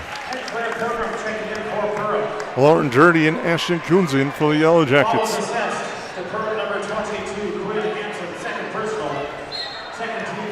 Kai Anderson, and perhaps the youngest team that she has had on the floor with her all year right now. Boy, and the Yellow Jackets got to be careful. That bump is slowing it down. Nice feed by Garrett. She reads, and Boyd cuts and finishes. Wow, that was nice. Makes it a 1-point game. Hansen with it now. Kunza over to Pilgrim. Kunza looking things over. Now to Hansen. Fakes the pass. Now they get it to Anderson. Anderson works all the way around. Goes up with the shot. It's no good, and a foul. And Anderson will go to the Horseman Insurance and Investments free throw line. Well, and that was all Kaya Anderson. She just kept taking space, and then felt Garrett go up a little bit and just drove into her and made that an easy foul call. It's going to be fun to see that battle continue the next few years if everything pans out. That's Kaya Anderson at Southwest Minnesota State, the recruit. She hits that one. The future Mustang going against the future Dragon. Yeah, and right here live in the Futures action is good. And I just think you mentioned it. This might be one of the younger crews that Kaya Anderson's out on the floor with. They've really got to be careful now on the defensive end. You can't stop the acceleration of an opposing player, and they're doing that right now. DeVries with it across half court, met by Pilgrim. Now Garrett. Here with it to DeVries. Screen and roll now to Garrett, working inside the lane. She fights through. Her shot's contested, gets the putback. She's fouled, but she earns a trip to the free throw line. That's how heady she is. She knew she missed it. She just sprinted right to the other side of the basket. She was the only one knew that she overshot it, went and got it, and then drew the foul. Fouls on Lauren Dirty. That's just her first. Free throw no good by Garrett. So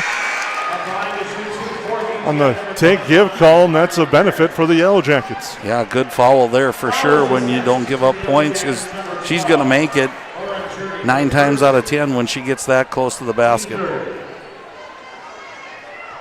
Fromke is checked in. Garrett is at the line. She gets the second at the Horseman free throw line.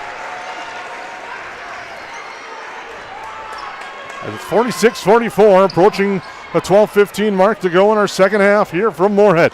Kunza knifes through, floater is no good. Foul is on the floor. She was bumped on her way to the hoop. Believe it's going to be on Costello, and it is. That's her second personal, 13 foul.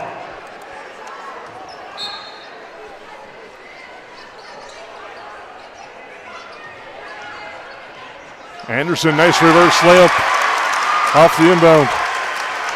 Yeah, and a good take. I think she knows now that there's 2 fouls on Garrett, and she can't afford to pick up that third one, so go right at her. Garrett inside. Outside it goes. Costello the 3. In and out, no good, but it's a rebound by Fromke inside. Inside Garrett again. Back outside. Boyd with the move. Drives on Anderson. Spins. Nice move. Short on the shot. Anderson the rebound. Up ahead, Dirty, and she fumbles it.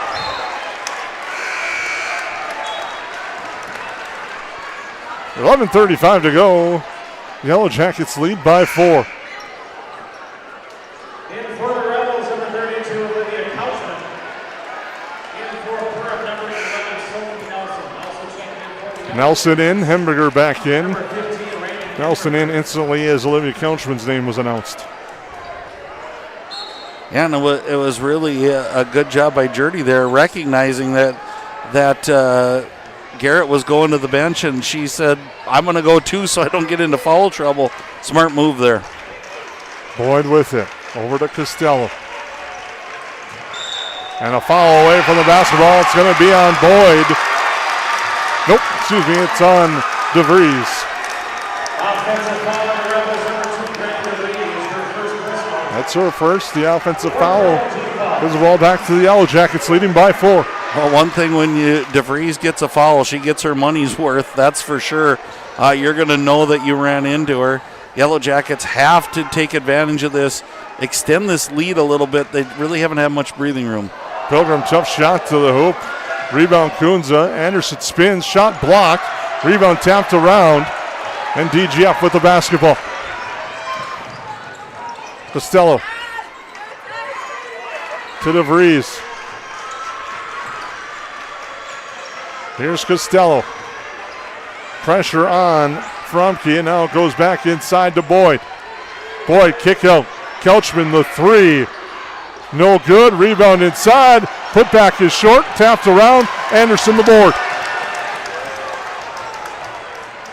Anderson with the head fake drives. Knives through. Tough shot. Gets it to go. Kaya Anderson inside. Yellow Jackets lead by 6.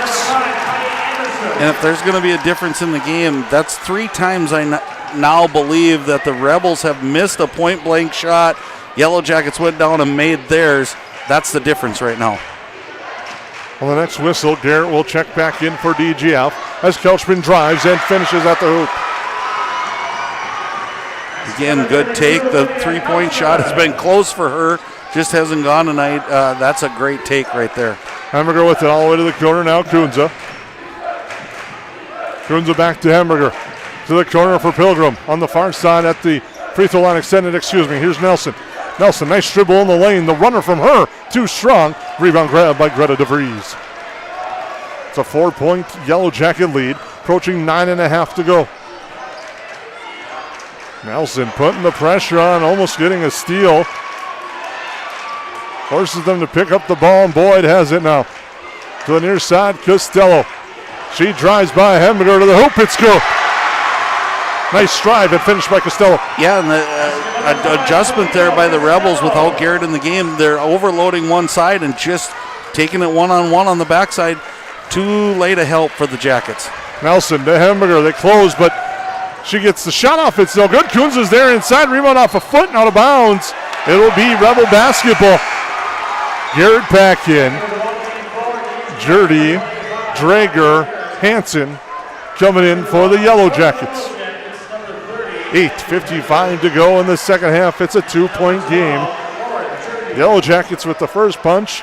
The Rebels have answered back. Have cut it now down to 2.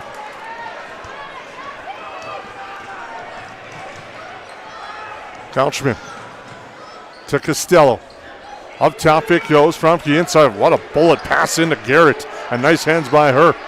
Costello takes the 3 in and out. No good. Rebound by Drager. Crashing hard. Wow, would have the student section lit up if that one would have fell, and it was point blank on. Nelson with it. Drager back to Nelson. Nelson's going to drive. Get cut off. Back outside. Hansen the 3. Off the iron. No good. Rebound fought for out of bounds. Will be DGF basketball. Well, interesting. Rebels did all right when Garrett went to the bench. Now Kaya Anderson to the bench for the Yellow Jackets. Let's see if they can do the same, hold their own the same way. But man, what a seesaw game we have going here. Couchman with it to the corner. Costello. Now here's Oss. Waiting and now drops it off. The outlet pass to Costello. Calls the bank. It's no good. Nelson with the rebound. To the corner. Now Jurdy looking things over. Now the cut. And that's Kunza on the floater. Is good. Ashton Kunza with her first bucket of the night. Makes it 52-48. Now full court, half court trap, and it's a turnover. Hansen with it. Hansen against Boyd. Drops it off. Shot is good to the trailer, Sophie Nelson. And the Yellow Jackets back on a run now. It's up by 6. First time we've seen the trap, Jason, and Yellow Jackets look like they're not. Back to Couchman bringing the ball back up, and she had to do it all game at DGF. Oss in the corner with the head fake. Gets Kunza off the ground. They go back inside Garrett. Garrett's going to fight through the double team. It's out of bounds. A flop warning has been called. And that one, I'm sorry, was pretty obvious from up here. Yeah, exactly. And again, you got to take that contact and then go in for the. And it is a foul on Jurdy for that. So underneath the basket right now. No foul. The first one. It's just a warning, and then and then the next one. So out of bounds, it will be DGF basketball. Left open is DeVries, and she hits the triple.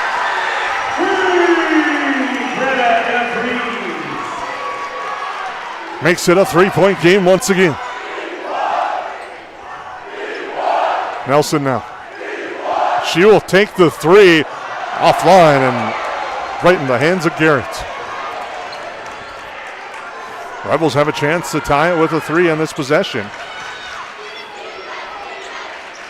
Boyd will take it. In and out, no good. Dreger crashing in the boards, gets the rebound. Nelson to Anderson as she's back on the floor for the Yellowjackets. Hanson now, sorry. Look for her to cut underneath here again to that middle. It's been open, and I think they can make some hay in there. She's just facilitates so well from that position. Shot clock at 15. They're going to go a three-pointer from Anderson's off the iron. Long rebound, and getting to the board first was DeVries. DeVries with it. Gets the screen, kicks it out to Oss. The three from her is good, and once again, we're all square in Moorhead.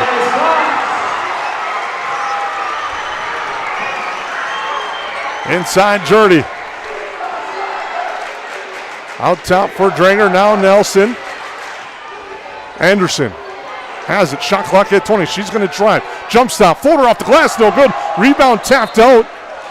After discussion, it'll stay with the Yellowjackets. Number 15, Raymond Hamburger back in. Timeout, Yellowjackets. We'll be back with them. 5:42 to go on your Hilltop Lumber scoreboard. We're tied at 54. McCall Construction is the Lakes area full-service construction management company, offering a truly personalized experience.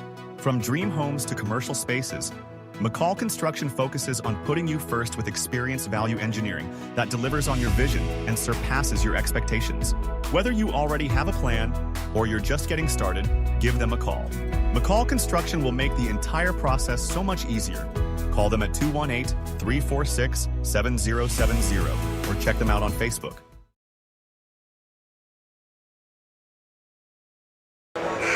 Welcome back here to Moorhead. 30-second timeout called on the floor. It was a 30-second timeout by the Yellowjackets. 5:42 to go in this one. It's been a thriller as advertised here at Moorhead High School. I'm going to give you a ton of credit here, Jason, and don't get shocked. You said it might be some of the players we're not expecting. Oz has been on fire if she's open from three. DeVries has been really good, and for the Yellowjackets, that's where you want the ball.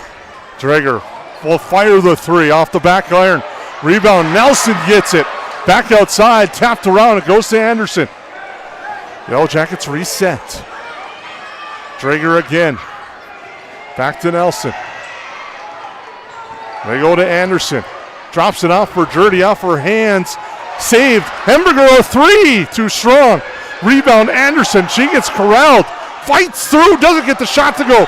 Jurdy a rebound. A whole ton of contact. It's blocked out of bounds. It'll go to DGF.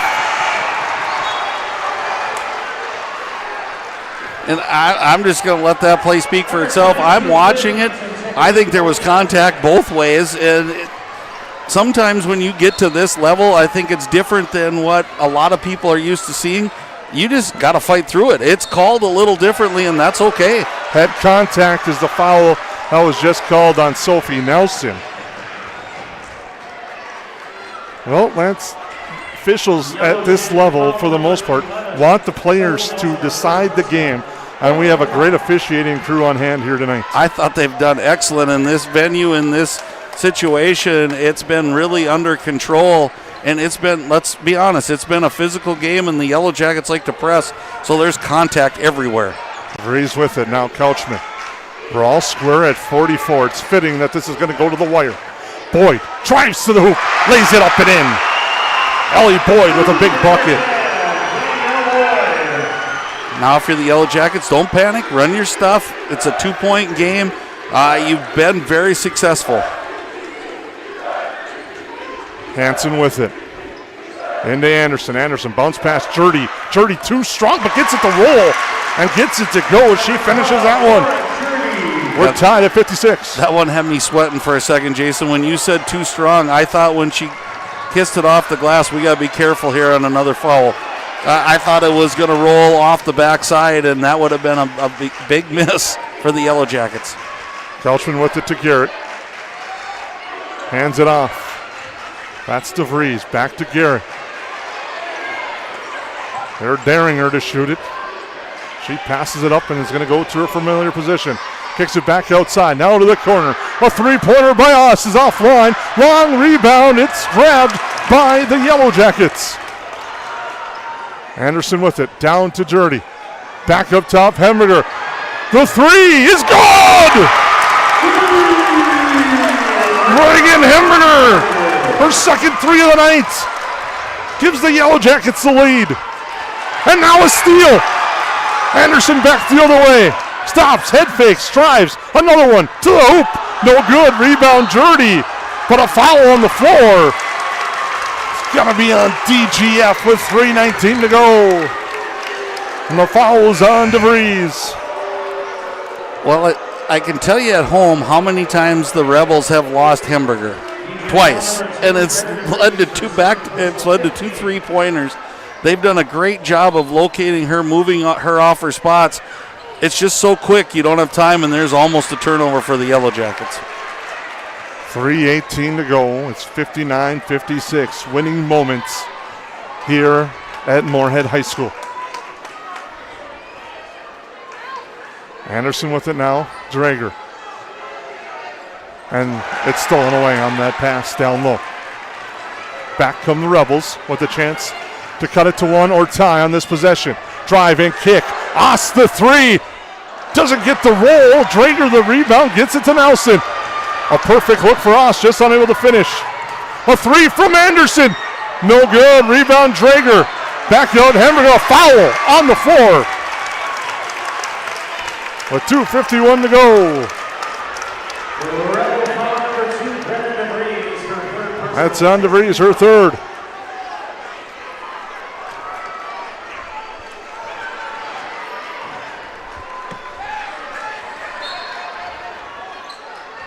Nelson to Hemberger.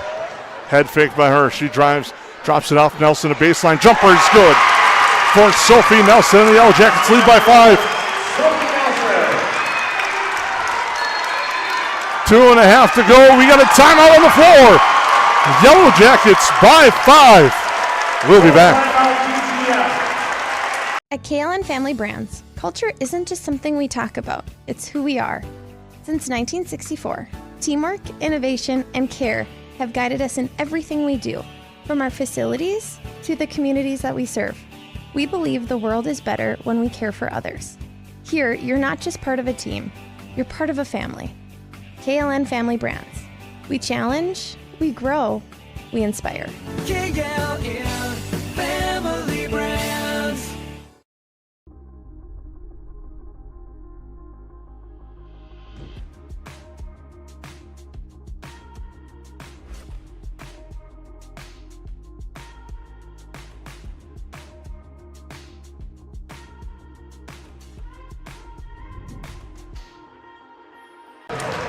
Welcome back to Moorhead.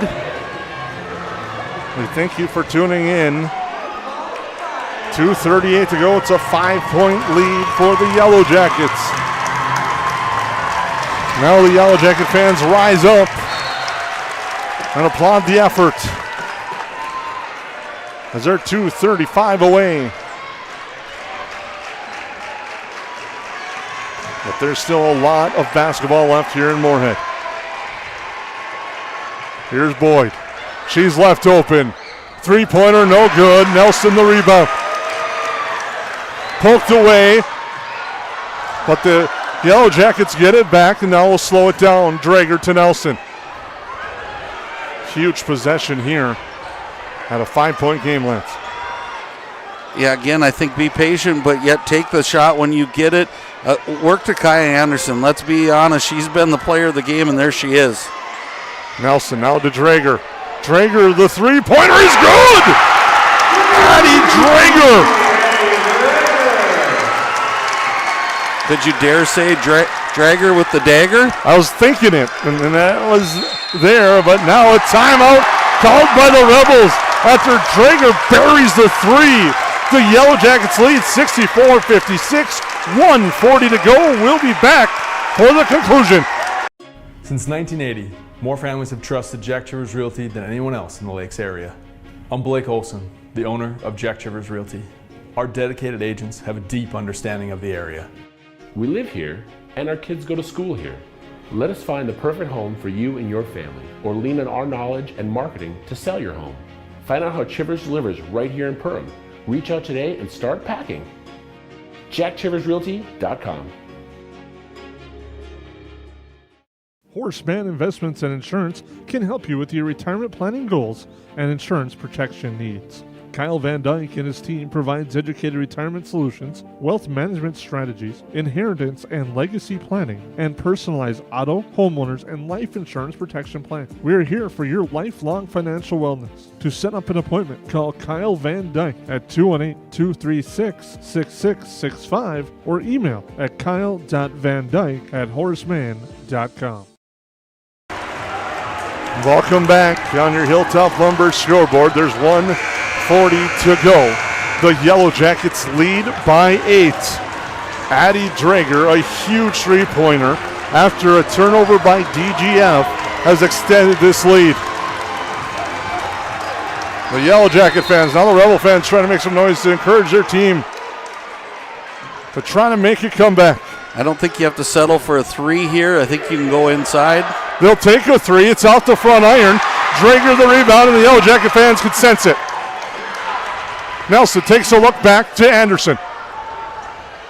Drops it off for Nelson, and a foul. The Rebels have now put the Yellow Jackets at the line the rest of the way. And Anderson will be at the line. Cool, calm, and collected. The senior hit the big free throws against Frazee. She's back at the line.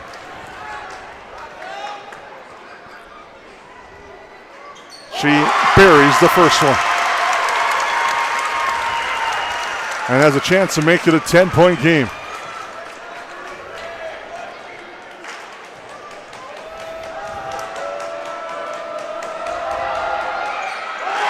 Two of two for Anderson. Yellow Jackets by 10. DeVries with it. DeVries drives, fights through, and a foul on Anderson. And DeVries will go to the line. And that's kind of what I thought maybe they would do out of the timeout, is not worry about the three. It's kind of let them down. If we recap this game, I'm going to go back to 3 3-pointers, Jason, that they hit that were rattled in and out. That's a huge discrepancy in the scoreboard right now. I thought maybe they would go to the basket, and then DeVries does here and sinks the free throw. Second, fourth coming. Now you have to know if DGF, who do you want to foul? Like, this is where those stat books come into play. They've got to know we're going to funnel the ball to this person. We're going to follow them right away.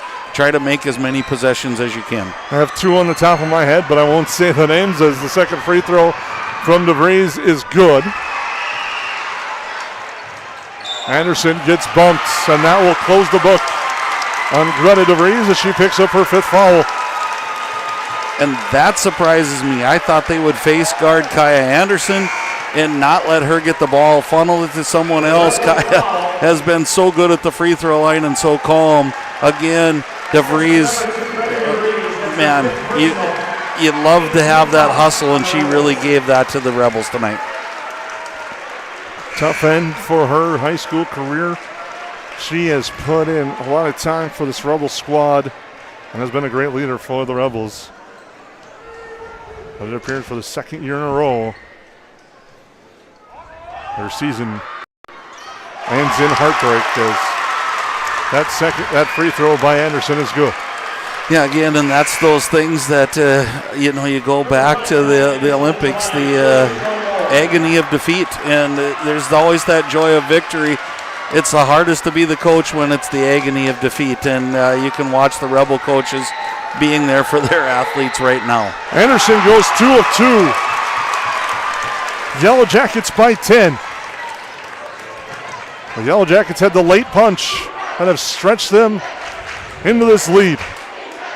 Couchman a 3, no good. Rebound, Kunza tries to save it, she can't. 1:04 to go. And I think you can run to the basket now and try to draw a three-point play there, get an easy bucket, Jason. The Yellow Jackets have 3 timeouts remaining. The Rebels just have 1. Nice drive. Boyd unable to get it to go. Rebound by who else? Kai Anderson. The big rebound for the senior. Creates some space there and gets it over to Nelson. And she gets bumped and fouled, and Nelson will go to the line. To a nice round of applause. She'll shoot 1 and 1 with 53.9 seconds to go. Assistant number 32, Olivia Couchman, first personal team foul. Number 11, Sophie Nelson at the line to shoot the bonus for the Yellow Jackets. Free throw by Nelson. It's no good. Rebound tapped around Drager. What a board there by Drager. Tapped out of bounds. Will go to the Yellow Jackets. 50.1 seconds to go. And Lance, before this game comes to an end, we got to give a tip of the cap. What an outstanding coaching job and adjustments made by Yellow Jacket head coach TJ Super. Yeah, they had a really good game plan coming in here. I think moving Kaya Anderson off that top point, 3-point line is the difference in this ball game. And also a shout out to assistant coaches Robbie Cox and Michelle Borman for their effort as the Yellow Jackets going to the line. It'll be Kai Anderson to shoot. She'll be shooting 2. Number 5, Kai Anderson at the line to shoot the 2-shot bonus. Free throw, no good. As Anderson and the Yellow Jackets lead by 10. Kai Anderson with 24 points on the night. Make it 25.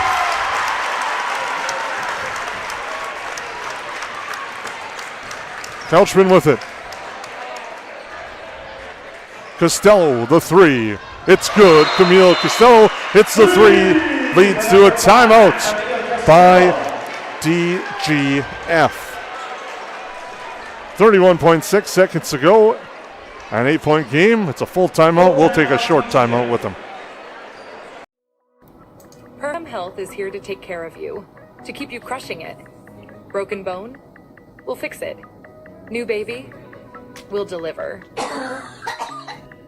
We've heard that. And yes, we can help. From life's big moments to the annoyingly sick ones, our providers have the expertise and compassion to handle it all. Perham Health, so you can keep on hitting it.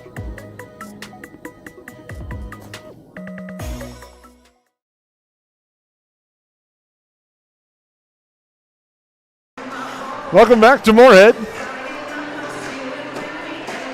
One of my favorite pet peeves is the timeout clock is on the board right now, so I can't tell you exactly how much time is left, but the Yellow Jackets are clapping along as they're feeling the beat in a trip to Minneapolis in the Class 2A state tournament.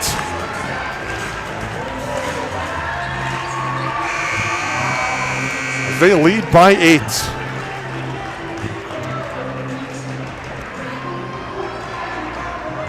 Yeah, and here's what I thought would happen earlier. Double team on Kaya, trying to get the ball to someone else, and then the foul, and there it is. Didn't work out so well the first couple times as Anderson got the ball. Was very successful at the free throw line.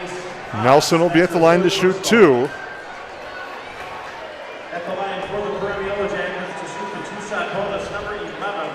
Nelson 0 for 1 at the free throw line on the night. Still kind of a big free throw with 30 seconds to go. And she gets that one. She has 15 points for the Yellow Jackets. Lauren Dirty has 12.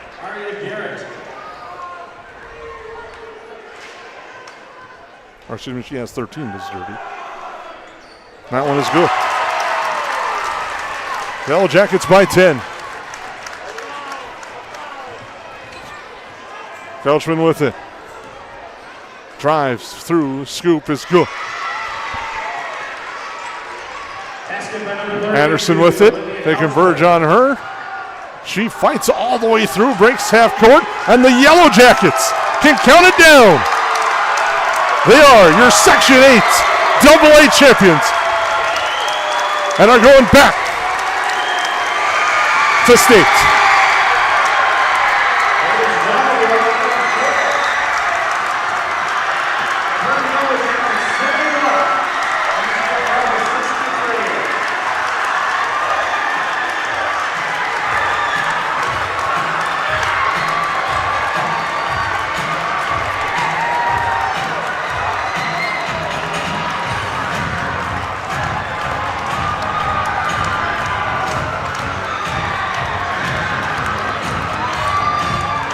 Short stoneman by the Yellow Jacket student section as they celebrate.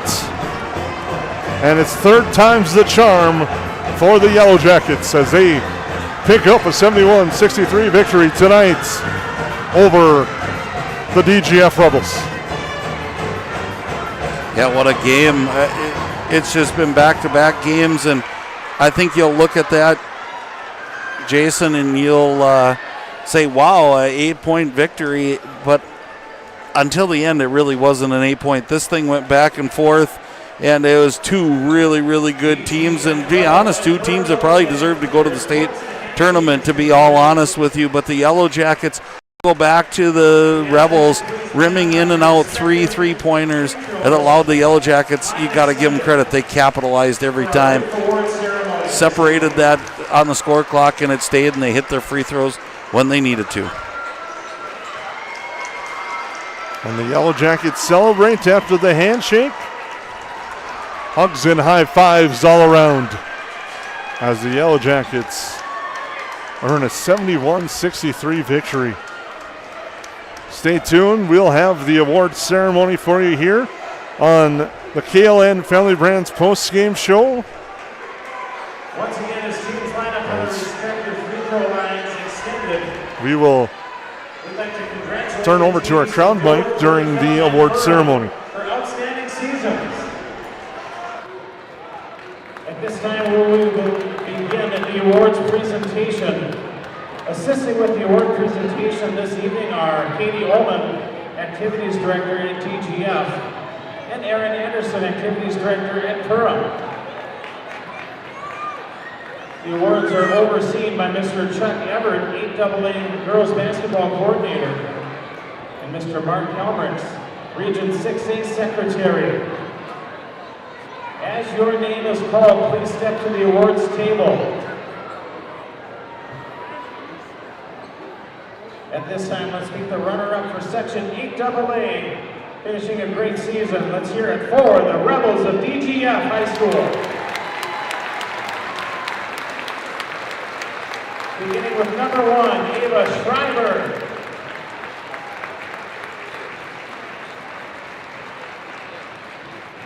Number 2, Greta DeVries.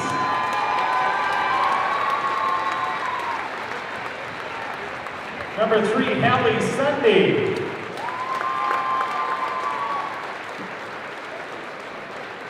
Number 4, Abigail Cadwell.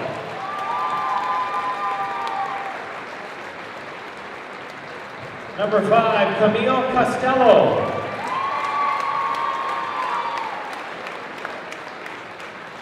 Number 10, Danielle Boyd.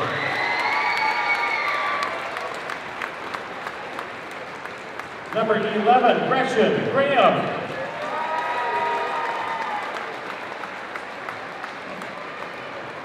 Number 12, Annalise Oss. Number 13, Alexis Fromke.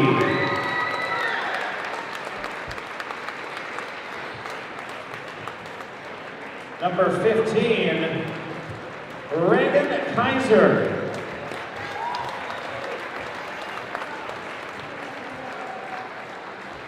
And not able to play this night, a nice shout out to number 14, Hallie Schreiber.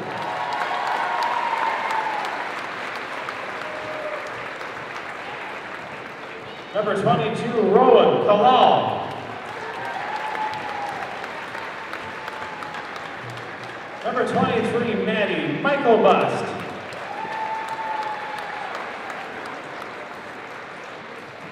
Number 24, Eddie DeVries. Number 25, Aria Garrett.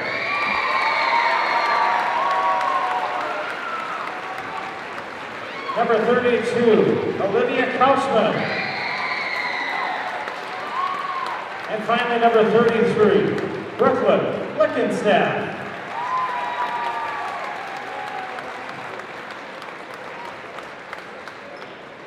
And also we have a medal for the team manager of the DGF Rebels, Taylor Okason. And again, congratulations to the staff and coaches of the DGF Rebels, as we'll announce them as well. Jason Sunday, John Ularsi, Joe Wasferret, and Josie Beachy. At this time, will the captains please come forward to receive your runner-up trophy for the Section 8AA Girls Basketball Section Final. Congratulations to the DGF Rebels on a fine season.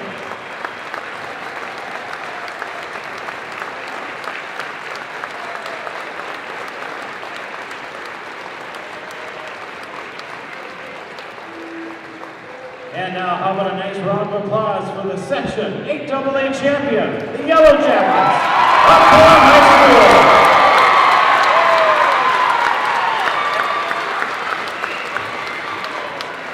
Let's start it off. Number 1, Ashton Coons. Number 2, Hadley Phillips. Number 3, Nora Rosenthal. Number 4, Peyton Christensen. Number 5, Kaya Anderson.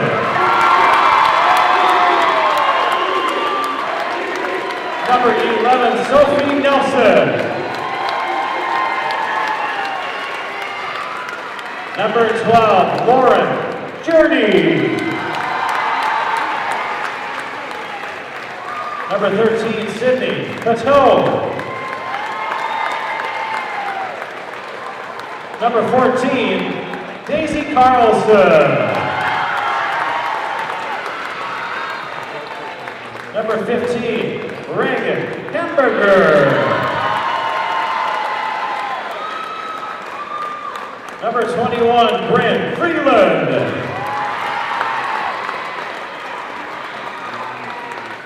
Number 22, Quinn Hansen.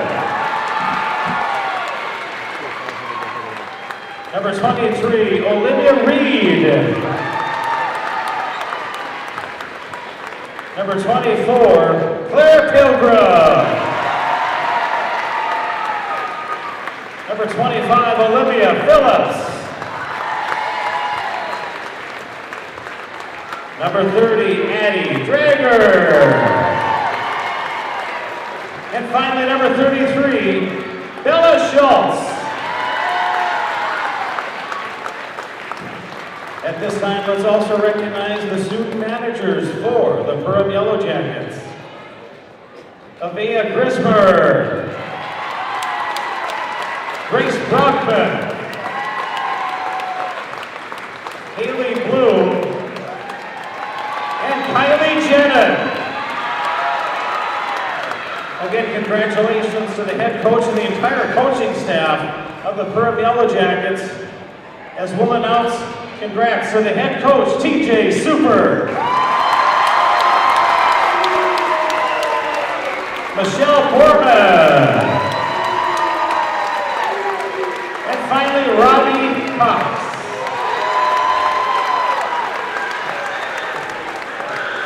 At this time, will the captains please come up to receive your championship trophy. Section 8AA, girls basketball, headed to the state tournament, the Yellowjackets of Perham High School. Congratulations and best luck to Perham as they head to the state tournament in the Twin Cities next week. And again, we'd like to thank everybody for coming out to Warren Senior High School for both section championship ball games.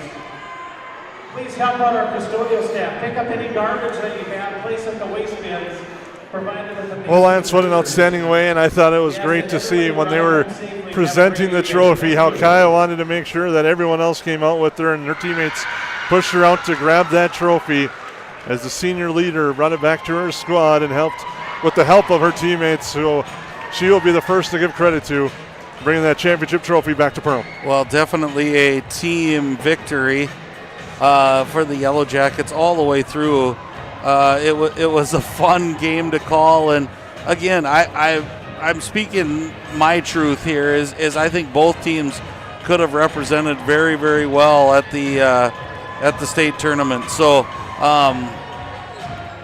great job by both of these teams, but the Yellowjackets just a little too much. And I think it's said by a lot of championship teams, Jason, they made the plays when they needed to. They did. And like you said, Lance, both these teams left it all on the court. Great effort. Battled through. They were right there again. And unfortunately for them, it's heartbreaking. That's how the sports world works. And for the Yellowjackets, they get to celebrate and now make some plans as they either will end up at Williams Arena or Maturi Pavilion. Yeah, and we'll know more tomorrow, and we'll be back on tomorrow. It's kind of one of those, I want to ask you what you're going to do tomorrow, but I know what that's going to be the way this week has gone. We'll have a full bracket ready for you, at least to talk about tomorrow, depending on something really strange happens. But you know what? At this point, you're there. And I think that's enough to be said. You worry about all the rest of the stuff. You're living this up right now, enjoying the celebration. And that's what's playing in the background, coincidentally. And this is pretty awesome, Jason.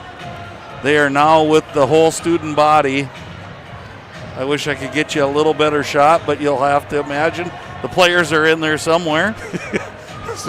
Look through all the heads of the fans that are here celebrating with the Yellowjackets, the group photos all the way through, and a great win for the Yellowjackets.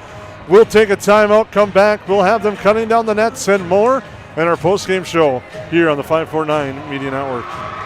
Looking for a job that's anything but ordinary?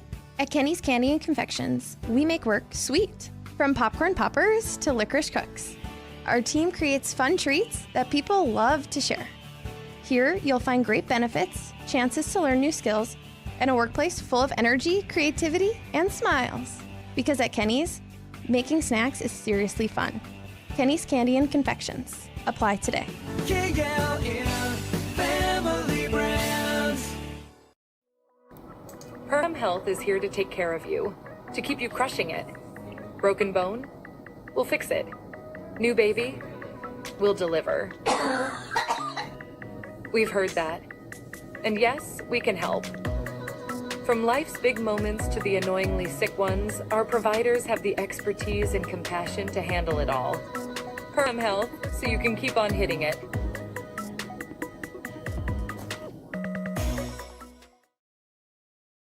Lakes Community Cooperative is proud to support Yellowjacket activities and our entire community. From propane and fuel to feed, HVAC, country stores, auto shops, a meat market, and more, LCC is your one-stop cooperative for farm, home, and business needs. Locally owned and trusted for generations, Lakes Community Cooperative is committed to powering our communities and serving you every day. Visit lakescommunitycoop.com to learn more about your cooperative and the many ways we can serve you.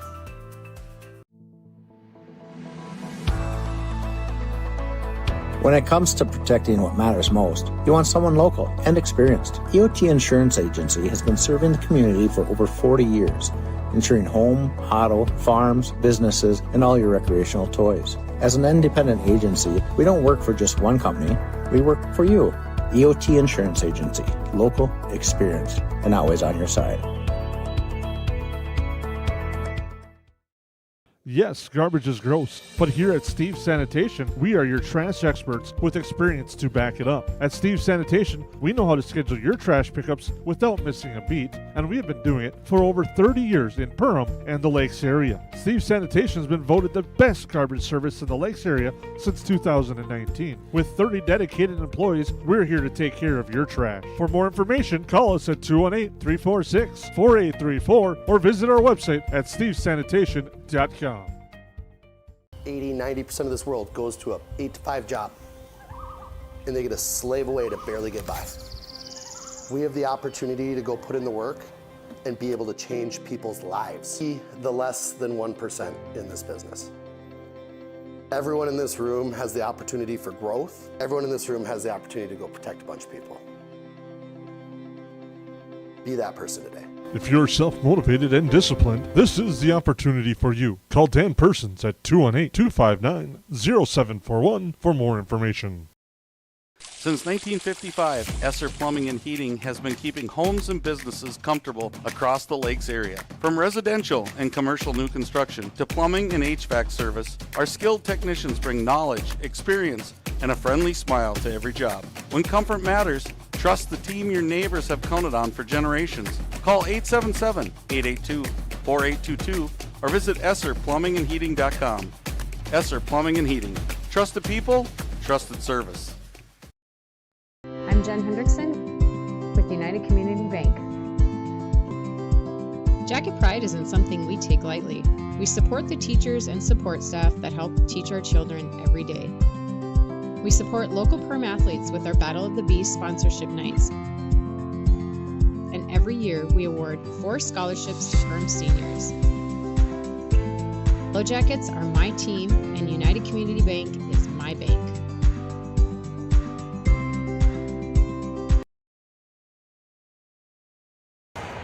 Welcome back to the Hive. The Perham Yellowjackets are heading to the state tournament with their victory tonight, as they earn a nice victory and getting ready to cut down the nets here at Moorhead High School. As we thank you for tuning in to our KLN Family Brands post-game show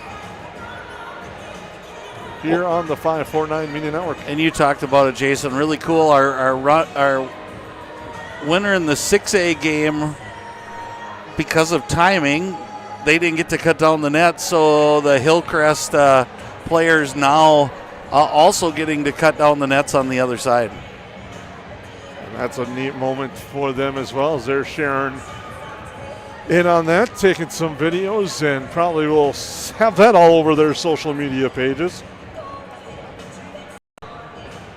Yeah, it's just fun to just sit back and take it all in. And I know for my boys, that thrill of making it to the state tournament is just so.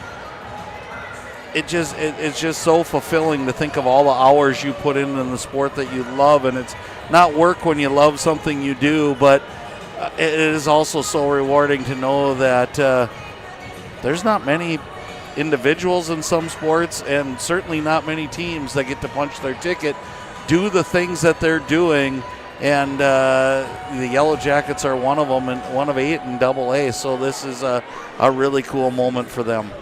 Right now they're still sharing and taking some photos, probably waiting for the pair of scissors to arrive and see who climbs up that ladder first to start cutting down the nets for the Yellowjackets. Well, and you look down on the court, and I see a bunch of my 5th graders down there, Jason, and that's how things build, is that right now they're looking at their heroes, and I've told a lot of high school athletes, you're their professional player. They see you, they get to interact with you, they're looking at medals, they're checking out what what it looks like, what it's all about, and they want to be a part of something like this. That's how really good traditions start, and then you just got to put the time and effort in. And the Yellow Jackets have done that definitely, and one of the things doesn't get enough credit, but what the Yellow Jackets do all year long is they start cutting down the nets as Claire Pilgrim cuts down the net, and you see they do a lot of that outreach stuff and work in during the winter, and then during the year, a lot of the junior jackets, but other events in the community that they work with. Well, they're champions on the floor right now, but they're also champions in life. They are there for junior jacket nights. I know they give to the Giving Tree. They go shop for different people who are in need. That's the things that go on behind the scenes, and that's where Coach Super, he shines here, but even more so there. And you go to their practices, and he brings the best out of bad days for these ladies. And again, him and his coaching staff just surround it and are in these kids' lives, and you can tell that jubilation doesn't exist if you're not really connected. Ashton Kunza now with her turn, hands it off. Now climbing up will be Hadley Phillips, and it's kind of exciting and unique to see dual net cuttings going on right now at the Moorhead High School. Yeah, I don't know that I've ever witnessed it before, and it's hats off to Hillcrest Lutheran. They played a whale of a game against a really good Breckenridge team that we've seen, and the Yellow Jackets battled with, and then the Yellow Jackets followed up, Jason. They did what they needed to do. I don't think they came out and played the perfect game, but it was close to it, and it was perfect enough for them to advance, and at the end of the day, it doesn't matter if you win by 1 or 100, you're moving on. For weeks, we've seen the Yellow Jackets chuck up 3 after 3 after 3. Tonight, they made a concerted effort, only when they were open, to get them, and then attack inside and break down the zone defense from DGF. Well, and I think they came in knowing, after playing DGF so late in the season, last game, I guess, they knew exactly what DGF was going to do. I think they were going to try to run the three-point shooters off their spot. They did it pretty well again tonight, but the difference was one of those three-point shooters wasn't there anymore. Kaya Anderson played from that free throw line in, got to the basket, led the team in scoring, but I probably led them in assists as well, as she was dishing and dealing and finding her teammates. And you could just sense the trust she has in them and vice versa. And that's the way they played tonight, and that's how you win. And I'm just super proud of the Yellow Jackets and how hard they work and how defensive-minded they are becoming as well. The fans that are still here on the floor, and I guarantee you this, when Kai Anderson gets those scissors last to cut the net, they're going to erupt and give her a nice round of applause. Yeah, and everybody, this is something that whether you're a youth down there, you're a parent, you're a grandparent, aunt, uncle, this kind of thing sticks with you, because ultimately you want to see your children enjoy themselves, and you can just see the joy here in these ladies. They can't hardly stop dancing to the music, let alone, get up there and get a piece of that net. And I think that's one of those childhood dreams. I hope it never goes away, Jason. I always dreamt of when my basket at home, the net was getting bad, I couldn't wait to go get the step ladder and pretend I won at that time a district championship and put the net around my neck and do all of that. They're getting to live this out. The Burrito Bowls, the long hours, everything that has been put in behind the scenes for this Yellow Jacket squad has paid off tonight as they capture the Section 8 2A championship and are cutting down the nets here tonight in Moorhead. And Lance, Wednesday night, they're going to celebrate and enjoy it tomorrow, and then they get back to trying to figure out, they're going to play at either 6 or 8 o'clock at Williams Arena or Maturi Pavilion on Wednesday nights.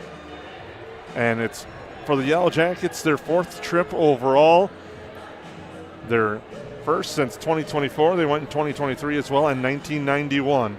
And what a run it has been for TJ Super and these Perham Yellowjackets, and they've kind of done it in a variety of ways. Yeah, and they have. Tonight was probably the most out of the box that I've seen them play with the three-point shooting. But somewhere I think Coach Darryl Peterson is smiling, thinking back in 1991, taking that program.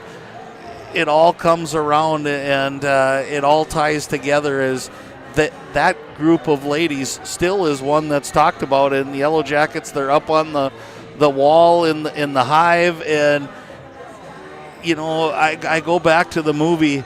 Once greatness has touched you, it stays with you for a lifetime, and we still talk about the 1991 team.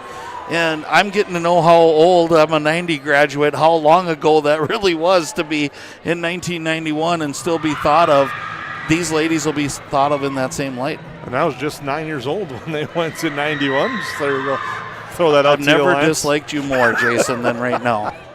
I may ride with you yet because you have the keys to the vehicle, but just kidding. But it's fun, and that's what they're going to take that away. And no matter what happens down at the tournament, obviously you're going down to win a state title, but assistant coach Michelle get Bowman down there.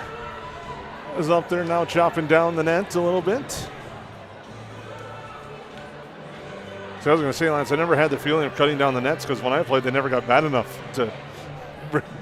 Well, that's a longer story. We're still doing some therapy with you, Jason, to get over those side shots. But what just an awesome moment. The memories that they'll build and grow with their teammates and share, as we've talked about that 2023 and 2024 team has done, as well as you mentioned with the 1991 team. But tonight, the effort all the way around, and also defensively, we talked about in the pregame show, turnovers are going to play a role. And our defense, the Yellow Jacket defense, came up with some key stops when they needed to in the closing minutes of that game. And it's going to lead into our Otter Tail Power play of the game. After a turnover, when the lead was 5, Addie Drager, as you call it, Drager the Dagger, hit the big three-pointer to stretch the lead to 8, and you could just kind of sense that was it. The window was coming out of DGF sails, and the Yellow Jackets felt it was their night. Well, and let's be honest, in uncertain terms, that was the gut punch. You could just feel the exhale from DGF at that moment. Like, it just put it over the top, and what a great shot. And Coach Super has said, we're not going to hesitate shooting no matter who it is. And speaking of Coach Super, getting to share a moment here, and that's so cool.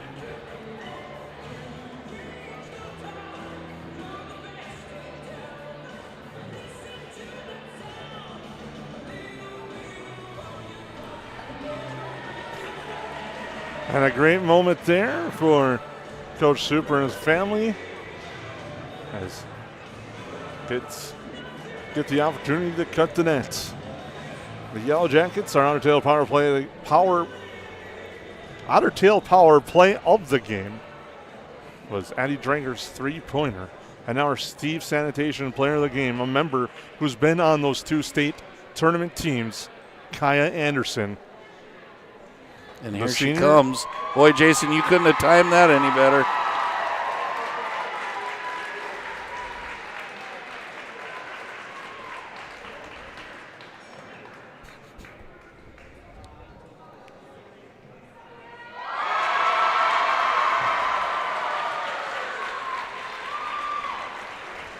And a great moment for senior Kaya Anderson, leading the way with 25 points. Will be making her 3rd trip to the state tournament. And on top of that, now also has family bragging rights. As she shares a nice moment with their mother down there. And another cool moment was when she received the medal from her father, Activities Director Aaron Anderson. Yeah, lots of really cool things for these Yellow Jackets. And I know the game got so good, as you can see the crowd staying around. We're supposed to do a little shout out to Montana from the friends and family of the Andersons who are watching. So if you're still with us, we're we would be amiss not to spread the joy with you. But again, here you can see the youth of the Yellowjackets coming down in front, and pictures all over the place, and smiles that are gonna last at least till the next practice, I would imagine, and you start doing those wind sprints again. But again, we'll know more about it tomorrow. We'll certainly kind of give you our thoughts and where we think the Yellowjackets, how they stack up to the field when we know more about that, and which probably leads us to tomorrow night too. We have another big game in a very full week, but wow, this has been a crazy one. Well, it's going to make it interesting too, because it's the boys' side of things, the Rebels and the Yellowjackets. Similarities coming into tonight. The Yellowjackets on the boys' side swept the Rebels. On the girls' side, the Rebels swept the Yellowjackets. So the Yellowjackets hope they can continue that trend, and the Rebels hope they can avenge those two losses just like the Yellowjackets did here tonight. Well, and both fan bases, both girls' teams are going to be there to support the boys' teams as well on a quick turnaround, and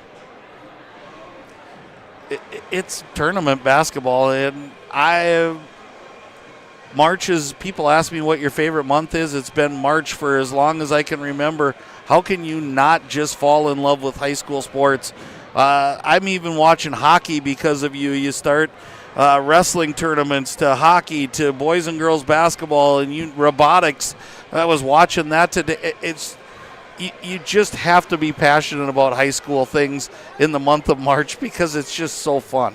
I'd be remiss to say the robotics team, I believe, number 1 right now in the Lake Superior Regional as they continue tomorrow. It's been entertaining to watch. The victory tonight for the Yellowjackets, Section 8 AA champs.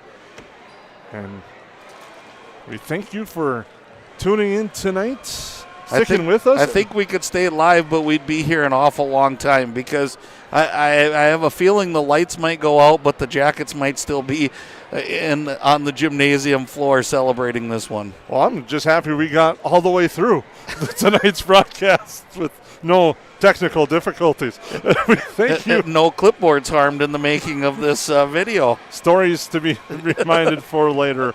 As we thank you for tuning in, and congratulations to our Perham Yellowjackets. They are state bound. We'll have details and more tomorrow night. And congratulations once again to head coach TJ Super, his assistant coaches, and well as the players for their effort in earning a trip to the state tournament. We'll be back tomorrow night for Let's Rock. I'm Jason Groltz. We thank you and have a good evening. You've been watching 549 Media. Don't miss a moment. Hit subscribe and turn on notifications at youtube.com/@549media. The plays, the energy, the excitement, it's all right here with 549 Media.